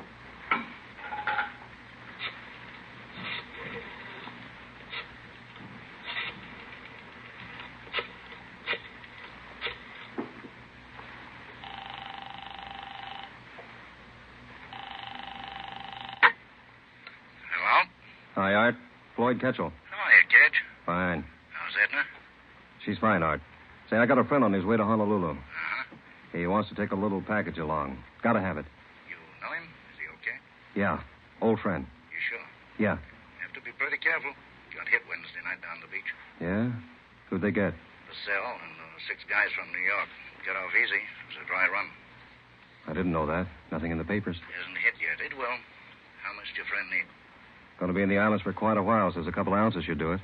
You got the money now? He's good. Can you swing it tonight? Boat leaves from San Francisco day after tomorrow. Hasn't got much time, has he? Okay, want to pick it up? Yeah. All right if I bring him along? I want you to meet him. Good customer. If you're sure about him, yeah. 8:30 at the store. We'll be there, Art. 1,100 cash. Yeah. Better be okay, Ketch. He is. Better be. I had one dry run this week. I can have another. 3:22 p.m. We took Mr. and Mrs. Floyd Ketchel back to Central Division, where they were booked on suspicion of violation of the State Narcotics Act. 4 p.m. We met in the office of Chief of Detectives Thad Brown. You need $1,100, is that right? Yeah, that's right. How much was in the Secret Service fund? $223. Allotment for this month's all gone. Well, where'd you get the rest of it? You haven't got it all yet. Romera's the banker. How you got it figured, Ben? Well, let's see. I got it all written down here. First off, we got $223 cash. And these fellows all gave us their personal checks. Jack Donahoe and Robert gave us $200. Johnny Bacon put up $100. And Captain White's in for $150. Joe put in $35, and 22's all I can swing. That's $720. You need $380, right? Yeah, that's the way I got it figured. Okay, I think I can make up the rest. How about Wynn's Cadillac? He loan it to you? He's out getting it washed. It's 41, isn't it? Yeah, sedan. A little old, but it looks good when it's washed. Flashy. Oh, that's what you need. You going to make the buy, White? Yeah. Ketchel will be with me. Okay, it's all here. $1,100. Yeah, we've only got one hitch. It's 5 o'clock and the banks are closed. Yeah? Not much time to run around getting checks cashed.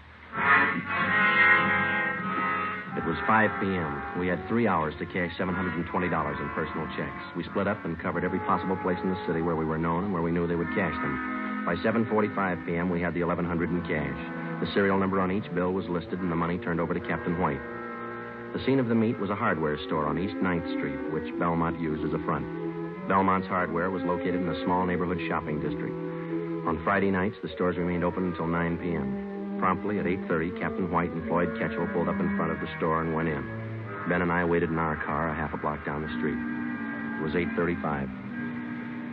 There they are. They're coming out. Must have made the buy. Starting the car. Here they come. Watch for the skipper's signal, huh? Yeah. There it is. Let's go. Okay, pull over here. Come on.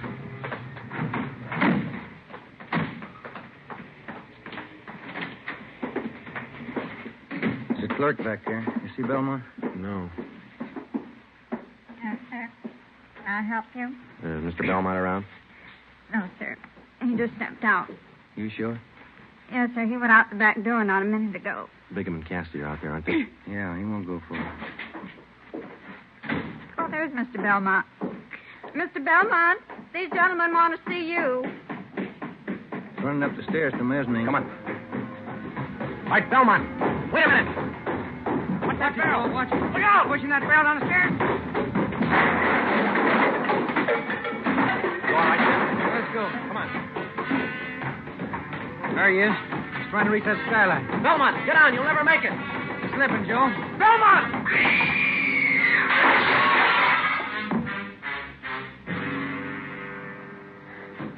Come on. He didn't do that showcase any good. Yeah. He's through. Piece of that glass. Right through him. Yeah. It's a rough way to go, and Yeah. At least narcotics didn't kill him. didn't it?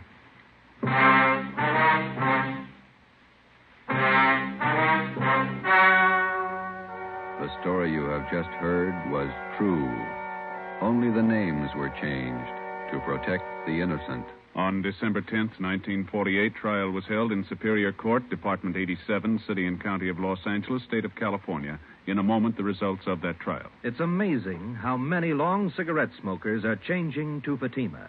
Here is the actual report. From coast to coast, Fatima has more than doubled its smokers. Yes, more and more smokers every day are discovering that Fatima is the best of all long cigarettes. Smokers find Fatima has a much different, much better flavor and aroma than any other long cigarette. They find that Fatima is extra mild because it's the long cigarette which contains the finest Turkish and domestic tobaccos, superbly blended to make it extra mild. Enjoy extra mild Fatima yourself. Best of all long cigarettes.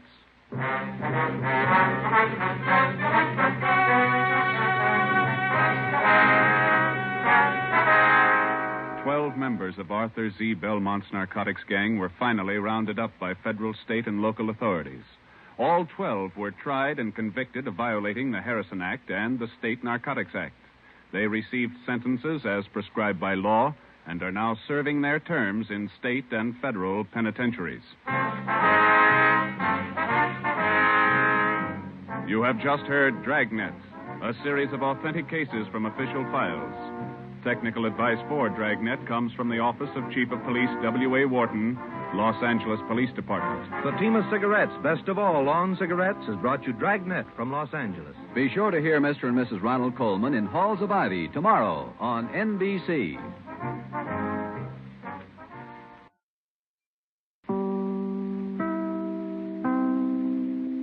Smoke Fatima. Dragnet, the documented drama of an actual crime. For the next 30 minutes, in cooperation with the Los Angeles Police Department, you will travel step by step on the side of the law through an actual case from official police files. From beginning to end, from crime to punishment, Dragnet is the story of your police force in action. It was Monday, October 27th. It was cloudy in Los Angeles. We were working a night watch out of homicide detail. My partner's Ben Romero. The boss is Pat Brown, chief detective. My name's Friday. We were on the way out from Central Division, and it was 15 minutes past 8 p.m. when we got to South Peoria Street, number 267. Sure gloomy, it's sultry. Looks like we're in for some rain. Yes, sir? Police officers. Lieutenant Barker here. Yes, you want to come in? Thanks. Mrs. Sergeant Romero, I'm Sergeant Friday, Central Homicide. How are you? My name's Todd Jimmison. Lieutenant Barker's in here. On the phone now. Yeah. Alex? Romero? Friday? How's it going, Lieutenant? That's good. You met Mr. Jimison? Oh, sure. Sit down, gentlemen. Would you like some coffee? I can have the wife make some. No, thank you. We didn't want to bother the girl's parents any more than we had to. Jimison here is one of the neighbors. He's been nice enough to let us use his phone. The kid disappeared about 4 this afternoon, is that right? At 3:45. Got out a local broadcast on him. Here's a missing report. Elmer Griswold, age 11. Barbara Sperry, 7-year-old. He talked to both families. Yeah. At 3:30 this afternoon, Mrs. Griswold sent her daughter to the grocery store down on Sycamore Avenue. About 10 blocks from their home. The Sperry girl, a friend of hers, she went with her. Anybody at the store remember seeing them? According to the grocery clerk, they were there about 3:45. Mother gave the kids a note. She bought a loaf of white bread, a half-pound of bacon, a dozen oranges. Yeah. That's right, Sergeant. I hope nothing's happened to the kids. We've been neighbors to the Griswolds for years. Sperry's, too. Did you notice if the little girls were going in the direction of their home? Yes, they were. The last time I saw them, they were about a block away, heading straight for home. Little Sperry girl had her dog with her. Champ, I think they call him. He's a collie. He's missing, too. That's right, Joe. Not a trace of the kids or the dog. Juvenile officers from 77th Street have been checking the neighborhood for the past 3 hours. And are the girls in the habit of wandering off like that? Parents say no. It's the first time. Mm-hmm. Well, thanks very much, Mr. Jimison. Well, not at all, Sergeant. Sure you won't have a cup of coffee? No, thanks. We don't like to bother you, but we may have to check back with you later tonight. Routine questions. If I can help out in any way to find those girls, let me know. Yeah, we'll let you know, Jim. Thanks again. Nice fellow. Most of the neighbors we talked to have been the same, anxious to help. Some of them are out with our juvenile officers now trying to pick up a lead on the kids. You check the movie theater and the playgrounds in the neighborhood. Everything go. Those some of your men from juvenile, Lieutenant? Yeah, looks like it. Yeah, Schwartz and Preston. Huh? Yeah, Preston, what you got? Found the kid's dog, Cully. Where? Just below Sanchez Drive up in the hills. Hope it's no indication. How do you mean? Dog's dead. The collie dog was taken to a veterinarian on Jefferson Boulevard to be examined for cause of death. We put in a call to the office, and a special detail of men was assigned to aid in searching the area where the dog was discovered. We got out an all-points bulletin. The fathers of the missing girls and a dozen neighbors joined in the search. With the aid of flashlights, we started from the end of Sanchez Drive, and as best we could, we covered the ground for almost a full mile back into the Sunset Hills. 10:55 p.m. Started to thunder. The search went on. The hilly terrain and thick patches of scrub oak didn't make the job any easier. 11:15 p.m. Started to rain. What's your step, Joe? A rock or slipper? Yeah. I can't figure it. Not a sign. What do you think? Wait a minute. Flash your light over here. No, here. See something? I thought I did. Yeah. Scrap of brown paper. Who's this coming? Sergeant. Is that you? Oh, Jimison? Yeah. What's that you got? I found it. Right down there. Just off the path. Paper stack. Look. Loaf of bread. 3 oranges. Package of bacon. Where'd you find it? Right down there. Mr. Holmquist and me, we were heading back to the cars when I saw this bag lying to one side of the bush. We'll take it, Jimison. Thanks. Let's go, miss. That means that Barbara and Thelma were up here today. You haven't mentioned that to either one of the girls' fathers. No, I haven't. Good. They're having a hard enough time as it is. Friday, Ben, be in for a minute? Yeah. Excuse us, Mr. Jimison. Certainly. Yeah? Schwartz and I checked with the vet who examined the dog. What did he say? Says the dog was beaten to death.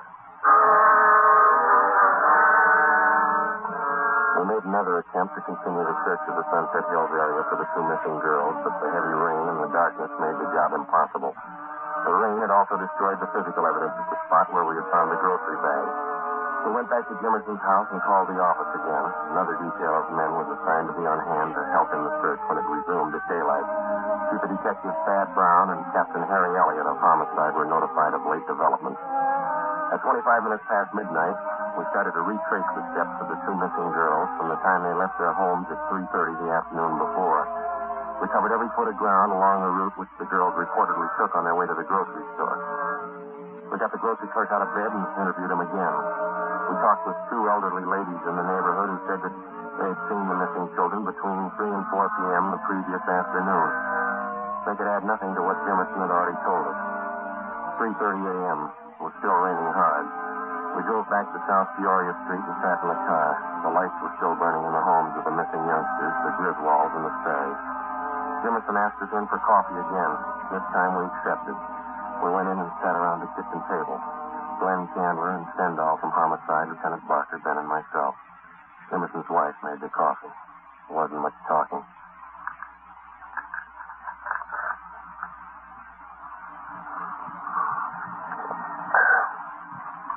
You want more coffee? Huh? Oh, yeah. Oh, thank you, Miss Jimerson. Thank you. You want some more? No, thanks. It's fine. You want some more coffee? Doctor? Sure, Lieutenant. Plenty. Go ahead. Fill the sugar bowl with your Amy empty. There isn't any more. You never do things right. I told you to get some at the store today. You told me? Yeah, that's all right, Jimerson. Never use it anyway. Thanks. Never do anything right. All right, Amy. Go to bed. Feel a little upset. Not feeling too well. Well, I guess we better be going, Jimerson. Thanks. No, that's all right, Sergeant. She didn't mean you. It's this whole thing, I guess. Got everybody on edge. There's still a chance they may be all right. How do we explain the bag of groceries we found back in the hills and the dog? If anybody's hurt those kids, we'll take care of them right here in this neighborhood. You'll get what's coming to us. Somebody at your back door. Oh, yes, Alden. Sergeant Friday here? Yes, yes, sir. Come on in. Sergeant? All right, Tom. All right. What do you got? Mr. Griswold, Joe. Said he'd like to have you call and talk to him. Says it'll make his wife feel better, all broken up. Sure. Come on, Ben. We'll be over to Griswold, Lieutenant. Right. Thanks for the coffee, Jameson. Not at all. If you get a chance, tell Griswold how sorry everybody is. We'll help all we can. Sure.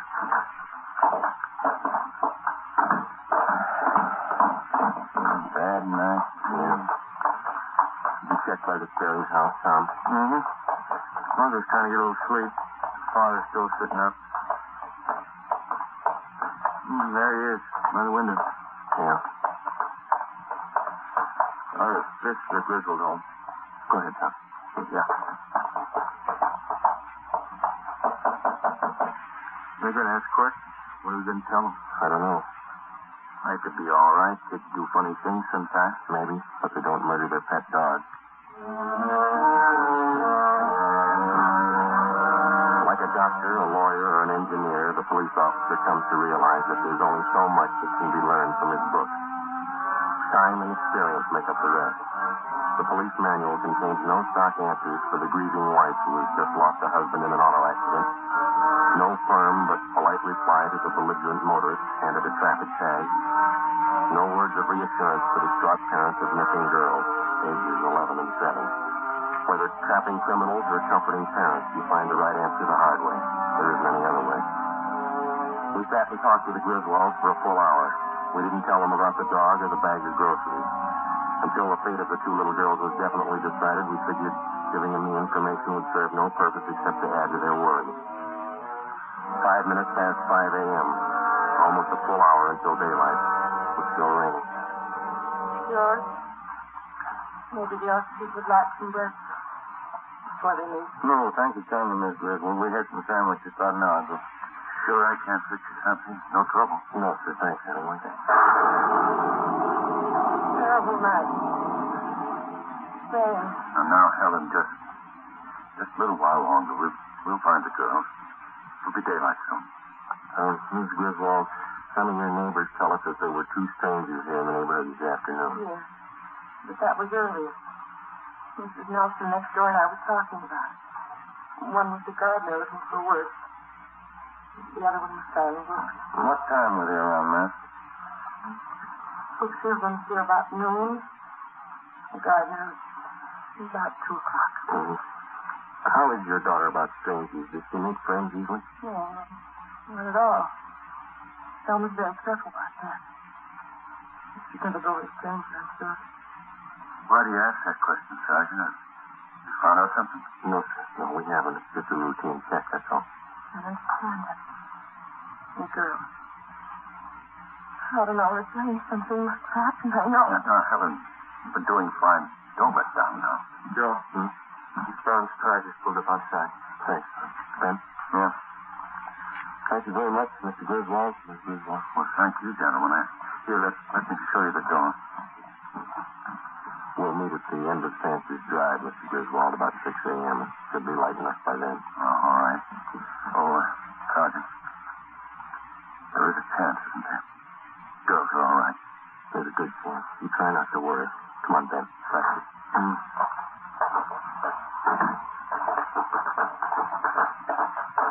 Tom, you want to check with Barker again and see if any of his men have a line on the two men here in the neighborhood yet? Right. If you want us, we'll be in Pat Brown's car. Right, Sergeant. What time you got, Joe? 20 to 6. It's getting light now. Yeah. Let's get out of this ring.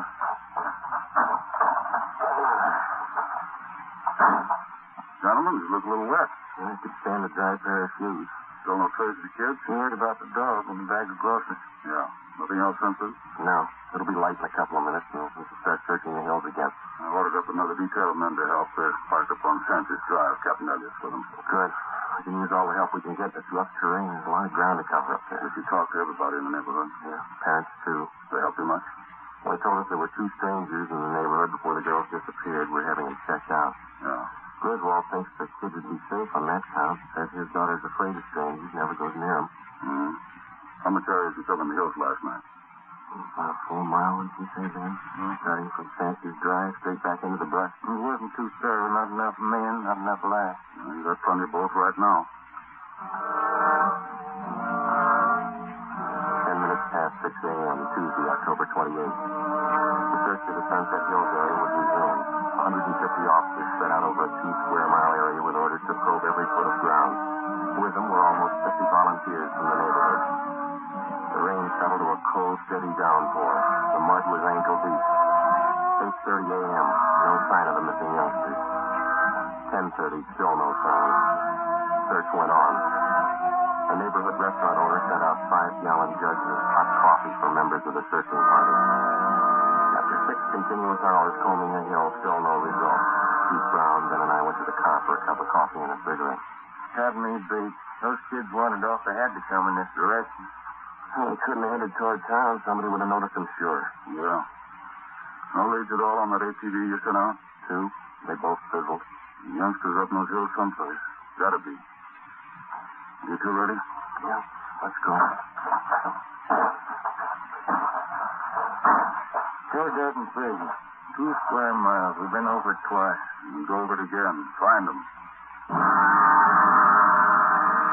Selma Griswold, age 11. Barbara Sperry, age 7. Tuesday, October 28th, 2 p.m. They were still missing. Another detail of men from Metropolitan Division were dispatched to aid in the hunt. The daily newspapers played the story across the front page. Wire services, bulletins of news across the country. Radio newscasters covered the story at the scene. On South Peoria Street, the 2 mothers sat in their homes and waited. The search went on. It stopped raining. Did you cover that patch of underbrush over there, Joe? Yeah. Look. Yeah. Darn. Let's swing up this way. All right. Anything? No, nothing. All right, come on. Almost 2:30. Yeah. Too much coffee. Sour stomach. Me too. You got a cigarette on my house? Oh, yeah. Right. Watson? What do you got? What is it? Come on. Watch it in that spot. Yeah, slippery.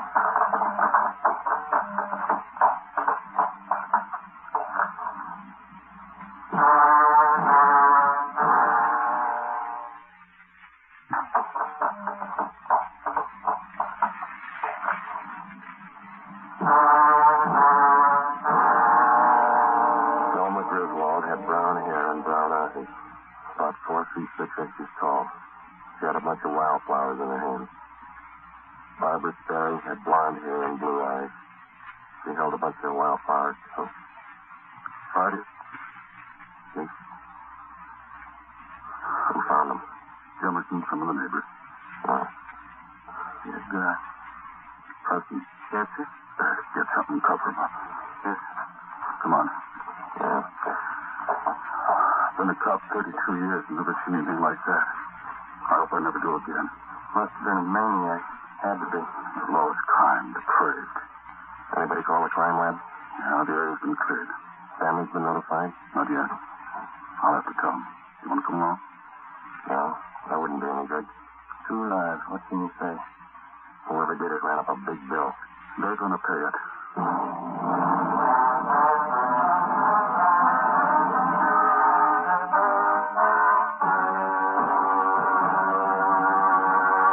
You are listening to Dragnet, authentic stories of your police force in action.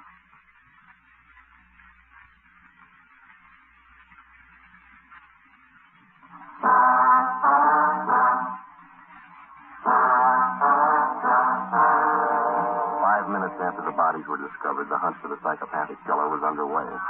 Lee Jones and his crew from the crime lab arrived and took pictures of everything that could possibly have a bearing on the crime. Physical evidence was hard to find. The heavy rain had destroyed any possible chance there might have been of finding footprints. When the crew from the crime lab was finished, the coroner arrived and took the bodies to the county morgue for autopsy. An immediate roundup of all known sexual psychopaths in the area was ordered. They were taken into homicide for questioning. So were the people from the South Peoria Street neighborhood whom we had talked with previously. The questioning went on all through the night, together with a half a dozen officers from homicide narrowed down the field. Wednesday, October 29th, 7 a.m. We checked in with Chief of Detective Thad Brown. Gentlemen, what's the story? Got a few hours sleep last night. Here's a few more. Sorry, we have to keep moving on this. You see the papers this morning? Yeah, they're like everybody else, crying too late. Someday people are going to learn you don't fool with these degenerates. You take precautions, you get the consequences. There's no in between. The usual talk going around town. Supposed to be all our fault, letting the psychos run loose. No, we don't make the laws, we enforce them. So we get something to work with. Laws with teeth in them, these atrocities are going to go on. Nobody seems to care. We pick them up, they serve a few days, pay a fine, and they walk out of here. Nobody cares. Sure, pity them, don't cure them. Nature played a trick on them. Feel sorry for them until they kill a kid. Not a firm law to cover them as they are. Just to wait till they murder somebody. We've got a better law for mad dogs. We don't let them run loose till they bite somebody. Those 2 little girls ought to prove something. How's the parents making out? What you might expect. Shot, dead. Excuse me. Brown speaking. Who? Sonderman. Chandler. You finished questioning that bunch we brought in yesterday. Oh, Chief. Ben, Joe. How many possibles, Glenn? None. 4 we had left established airtight alibis. We checked their registrations, gave them no releases. Where does that leave us? We start from scratch. I don't think so, Chief. You got a hunch? A little better than that, Joe. I'm sold. What do you mean? You said the parents told you the little girls were afraid of strangers, wouldn't go near them. That's right. You got the same reaction from some of the neighbors we talked to the day before yesterday. Yeah? Now we find out that all the known psychos in the area are clear, perfect alibis. Well, you figured the killer couldn't have been a stranger to the little girl. That's right. There were only 2 strangers in the whole neighborhood the day the girls disappeared, the gardener and the salesman. Both of them have been checked and cleared. Mm-hmm. As far as we know, the little girls wouldn't have gone that far up in the hills alone of their own accord, and they wouldn't have gone with a stranger. They had to be lured there and by someone they knew. Any ideas?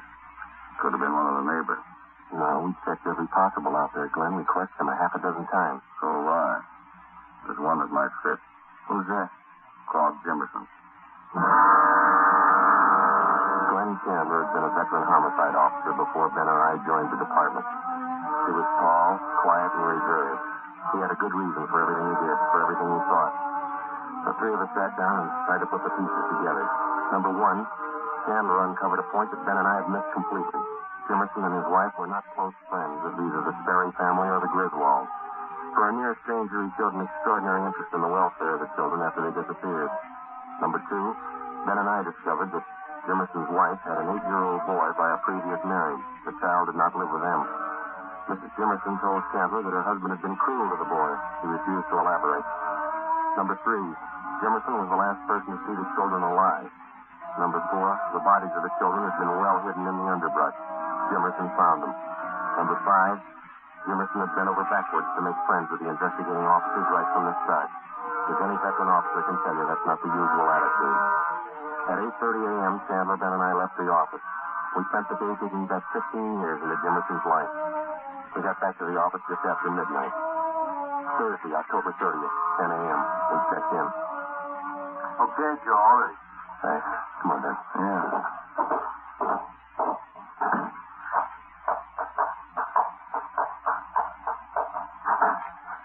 Good morning, Mr. Jimerson. Oh. How are you, Sergeant? Glad to see you. Sit down. Sorry to bother you again. Not at all. Glad to help. Anything new turn up? Did you kill those two little girls? That's a funny thing to ask. Of course not. You know that. We ask everybody the same thing. Hope you're not offended. Oh, you kind of surprised me. I didn't know. Did you kill those little girls? I don't understand. I told you no. Of course not. Just our question. Routine. Should you kill them? Now, look, Sergeant, how many times do I have to tell you no? Sorry. You don't have any children, do you? No, we don't. No stepchildren? No. Why? Before you moved out to top the area street, you and the wife lived out in West L.A., didn't you? Shelton Avenue? Oh, yes. How'd you know? You recall a Mary Gibbs out there? Gibbs? No. 6-year-old girl? You were charged with molesting her. That was back in 1944. They were crazy. They never proved it. Before Shelton Avenue, you lived in Santa Monica on 10th Street. Is that right? Yes. There was an 8-year-old girl. Donna Harnrath? That kid lied, too. She asked me to fix a doll buggy. I never went near her. What about your stepson? Why isn't he living with you? Why did your wife send him to live with your sister? Amy's crazy. I never harmed the boy. We didn't get along, that's all. It got on my nerves. You've had 4 jobs in the past 5 years. What were they? I don't know what you're talking about. You were a janitor at a grammar school down the south end of town, then a gardener at a children's playground, then you were a shoe salesman, children's shoes, then you worked at another grammar school. What does all this mean, anyway? What are you getting at? Have you ever been in jail? Well, 6 months, there was some trouble. What kind of trouble? I didn't know what I was doing. I was drinking. I didn't mean to bother the kid. Well, that's all, Jimerson. Routine question. You can go now. Oh, thanks. I hope you haven't got the wrong idea about me. I like children, that's all. Sure. Thanks for coming in. Not at all, Sergeant. Anything I can do to help. Well, goodbye. Say, Jimerson, I almost forgot. There is one thing. Oh? Since you're the one who found the little girls, we'll have to have you identify the bodies. It won't take long. More just across the street. That's the blood. Well, I'd like to help you, but I got an appointment. All you have to do is look at them. Won't take you long. Come on, let's go. I'd like to help, Sergeant, but I don't take these things where I get sick. We'll make it fast. Not this way.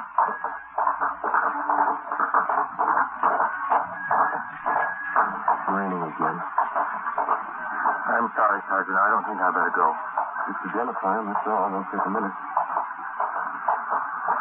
Maybe if we had a drink before we went in. You can have one after.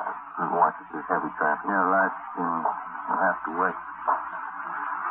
I need a drink. I can't go in that place without a drink. You'll be all right. Okay, let's go. Morgue's up this way. I can't look at him. I get sick. Don't make me. Nothing to it. You'll see. Here we are. Coming down the driveway. It's a shortcut.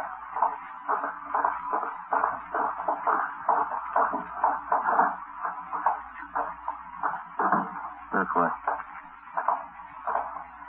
Hi, Joe. Can I help you? Yeah, I see. Those little girls. Thelma Griswold. Barbara Sperry. Oh, yeah. This way. Please. Right here, Joe. Yeah, Thelma Griswold. Uncover.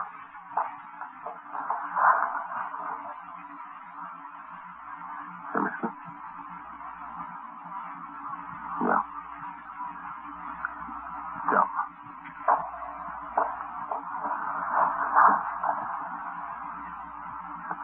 This one. Barbara. Little one. You killed him, didn't you? The dog jumped at me. She started to yell. Put my hand over her mouth. Then the other kid I hit them too hard. I'm crying. Jill? That's all. All right. Huh? Let's go. It wasn't my fault. I liked you. I didn't understand. Neither do I, Lester.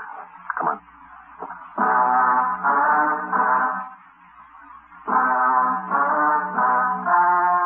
The story you have just heard was true.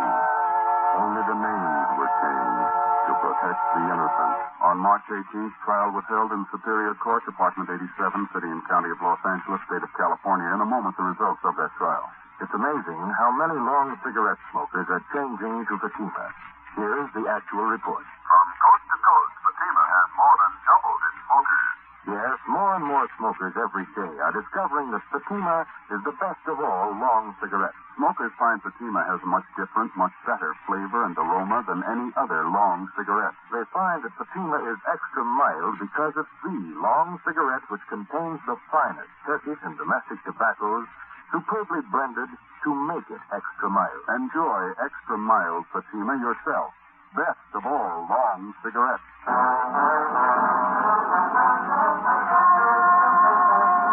Claude Willis Jimerson was tried and convicted of murder in the first degree. On April 23rd at 10 a.m., he was executed in the lethal gas chamber at the state penitentiary. You have just heard Dragnet, a series of authentic cases from official files. Technical advice for Dragnet comes from the Office of Chief of Police W.A. Wharton. You're tuned for the stars on NBC.